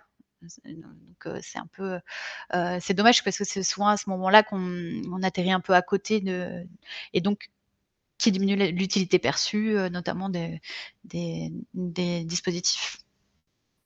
Donc oui, merci. Donc il y a tout un cadre conceptuel, Oui. théorique, méthodologique qui a été développé et c'est pas tant le concept qui est problématique, mais plutôt la manière Voilà. dont il est dévoyé. Oui, voilà, c'est ça. Caroline, tu as une question? Merci beaucoup. Moi, je suis tout à fait d'accord avec la réponse que vous venez de faire, Dale, sur presque le détournement de ce concept d'acceptabilité, dont la définition, la définition que vous en avez donnée, finalement, on est beaucoup plus proche d'un processus d'appropriation. Donc, pourquoi ne pas utiliser plutôt ce terme pour se distinguer de l'acceptabilité et de tous les stigmates finalement qu'elle finit par embarquer. Et ma question, elle est plutôt du coup d'ordre méthodologique parce que j'ai trouvé vraiment très très intéressante toute votre revue assez systématique de la littérature. Mais on voit bien finalement que les études sur l'acceptabilité, elles mettent en œuvre des méthodologies expérimentales. Et comment est-ce qu'on rend compte d'un processus à travers une expérimentation? Et c'est ce que Sherry Turkle avait bien montré à propos des robots sociaux, justement, qui finissent par être qui suscite beaucoup d'enthousiasme. Il y a eu plein d'études sur le phoque paro et sur voilà, toutes les maisons de retraite allaient être finalement équipées de cet objet très sympathique au demeurant, mais qui était en général au bout de quelques semaines ou quelques mois laissé de côté. Donc il y a aussi un abandon. Et est-ce que cette dimension-là a été traitée dans la littérature que vous avez analysée, étudiée? En fait, alors analyser en tant que tel, non, mais c'est ce que nous on a observé notamment dans la scoping. C'est-à-dire que en tout cas l'interprétation qu'on en fait, c'est que, souvent, le processus d'acceptabilité, acceptation, appropriation, il s'observe, il s'étudie que, en laboratoire. Donc ça veut dire en laboratoire, ça veut dire dans des conditions non écologiques, donc non réelles et surtout, on va dire avec des variables, contrôlées. Et sur le court terme, c'est plutôt ça en fait. Souvent c'est soit avant même et c'est quand même intéressant de savoir les représentations que peuvent en avoir, les gens d'une technologie, d'un dispositif, technologique, quelconque. Donc souvent c'est les jugements a priori qui sont, mesurés ou alors juste après, l'interaction, notamment parce que ça leur permet en fait de vérifier si telle option, si, tel rôle qu'on lui a donné, telle situation, et cetera et comment est perçu en fait le robot après avoir ajouté ou pas cette fonctionnalité ou, ce design ou cette feature, et cetera. Donc du coup, c'est très loin finalement, du, processus, de l'appropriation en tant que telle qui est vraiment, heu, quand on veut observer si comment la technologie est intégrée dans la pratique professionnelle, dans, l'environnement, personnel, comment la personne, s'en empare en fait. Cette partie-là de la littérature est mais quasi inexistante. Parce qu'il y a des contraintes, je suppose, de terrain, parce que je suppose qu'il y a des contraintes financières, parce que ça veut dire qu'il faut que l'on prête le dispositif, sur le long terme et cetera. Donc ça se fait assez peu. Il y a quelques études, mais je crois que d'ailleurs c'était, plutôt 2016-2017 quelque chose comme ça. Et c'était souvent, comme vous l'avez dit, dans les résidences médicalisées. Voilà, donc moins dans les foyers, un peu moins. Sur des robots spécifiques. Et ce qu'on peut voir, c'est qu'effectivement, alors après ça dépend le robot, ça dépend les situations, etc. Mais ce qu'on peut voir effectivement, c'est que on a une super acceptabilité a priori et acceptation parce qu'on est encore dans l'effet de nouveauté. Et au fur et à mesure du temps, soit l'utilité perçue, enfin souvent c'est l'utilité perçue, hein, qui diminue un petit peu. Enfin qui diminue quoi. Parce que l'effet de nouveauté s'en va et donc bah, c'est un peu comme le paper, c'est-à-dire que, bah, une fois que vous avez interagi avec lui pendant 1 heure, 2 heures et cetera, une fois qu'il vous a indiqué le chemin de la gare et cetera, bah, vous avez une fois l'effet de nouveauté, l'effet waouh un peu diffusé, vous percevez plus trop l'utilité de ce type de robot et vous savez pas comment l'intégrer dans vos pratiques, par exemple. Et c'est ce que disait Jérôme tout à l'heure, où on disait que c'était une tablette en fait sur roulette. Bah oui, complètement. Donc c'est un peu compliqué. En fait, c'est un peu compliqué d'avoir cette partie de la littérature parce qu'en fait, il y a très peu d'études pour plein de contraintes différentes, alors que c'est finalement ce que je disais la plus intéressante parce que c'est là où vraiment on va avoir cette finalité de l'appropriation si elle est s'il y a une appropriation justement ou pas. Et notamment, c'est là aussi où on voit si le dispositif qu'on a développé, conçu pour certaines tâches ou certaines missions, bah, finalement, elle peut être aussi détournée. C'est ce que disait Jérôme. Je fais plein de, de liens avec Jérôme. Où il voyait les robots paper dans le lit ou dans les. Et c'est là où on voit aussi, voilà, et cette part-là est très intéressante aussi pour les concepteurs, de voir comment leur technologie finalement, elle est plus utilisée comme ils l'avaient imaginé au départ, mais l'utilisateur, dans son originalité, dans sa créativité, l'utilise autrement. Et ça, avec la co-conception, c'est aussi intéressant de voir. Ouais, tout à fait d'accord avec vous sur l'intérêt des détournements d'usage. Et ça renvoie vraiment aussi un message aux concepteurs de ces objets et de ces machines. C'est l'idée que dans le cadre de l'usage, dans la pratique très ordinaire, très quotidienne, peuvent surgir finalement des façons d'utiliser l'objet, d'interagir avec lui, qui vont être très nouvelles, auxquelles on n'avait pas du tout pensé et qui peuvent être très très riches finalement de perspectives. Donc voilà, il y a cette dimension-là. Alors peut-être en sociologie, en anthropologie, il y a un peu plus d'attention à ces effets-là, puisque on est moins dans des situations, enfin on n'est jamais par définition dans des situations expérimentales, mais plutôt dans des cadres ordinaires d'occurrence. Donc il y a peut-être des choses à faire ensemble là pour. Tout à fait. Ouais. Tout à fait. C'est souvent, en tout cas, les concertums de SHS, en tout cas entre sociologie, psychologie sociale, ergonomie, même j'ai parfois pu assister où on avait aussi le cadre légal, c'est-à-dire les juristes, etc. C'est parce qu'on peut pas introduire une technologie en dehors d'un contexte sans penser aussi à ça. Tout à l'heure, je parlais des données, à qui revient les données, comment sont-elles diffusées, etc. Aussi, c'est important et ça fait partie du contexte. Et ça fait partie du coup des freins auxquels les gens pensent de plus en plus, comme d'ailleurs, on n'en a pas parlé, mais l'impact écologique, etc., environnemental des dispositifs. Merci beaucoup, Dave.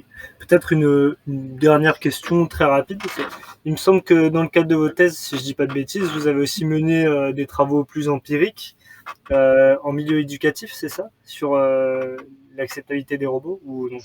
Non. Ah non, je confonds avec d'autres travaux. Okay. Et vous avez pu quand même faire des études plus empiriques d'acceptabilité dans le cadre de la thèse ou... Non, moi j'ai fait une thèse très fondamentale. Okay. Donc qui pourraient avoir des applications, mais moi j'ai plutôt testé des modèles en fait.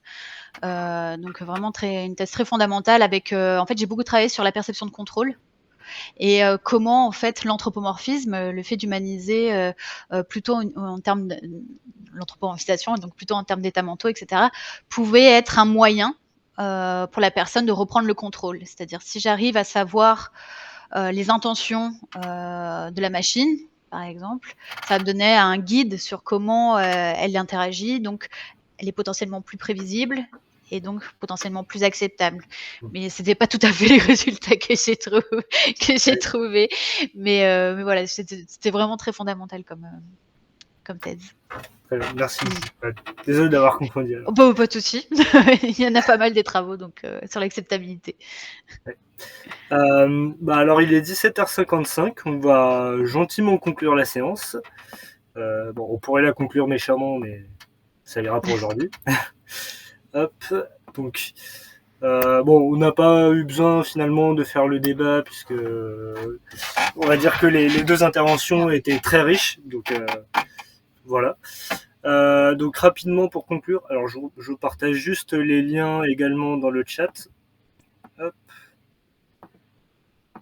Donc ici, vous avez tous les liens. Donc il n'y a pas encore de date pour la prochaine séance, mais on va reconduire les actions du réseau pour l'année prochaine. Donc une séance en février, avril, juin, etc. Donc n'hésitez pas à nous proposer des sujets ou des intervenants. Ou voilà, on est preneur d'action.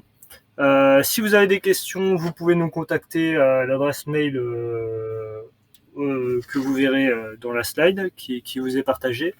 Vous pouvez également vous abonner à notre liste de diffusion si jamais parfois on diffuse différents événements, ceux du réseau, mais également d'autres actions qui sont proches des thématiques développées dans le réseau. Vous pourrez également retrouver la rediffusion de la séance 5 dans les jours qui viennent directement sur la page dédiée sur le site du réseau. Et enfin, vous avez un questionnaire de satisfaction très rapide et un questionnaire de présence pour les doctorants afin de valider des crédits de formation doctorale. Voilà, donc pas plus d'éléments que ça. Je vous remercie à nouveau pour votre participation à ce séminaire. Un grand merci Dale pour ton intervention. Sandrine, tu pourras remercier également Jérôme qui a dû nous quitter un peu plus tôt. Merci également Caroline pour la co-animation et merci beaucoup aux participants qui restent. Merci beaucoup en tout cas. Merci à vous tous. Au revoir. Au revoir. Au revoir.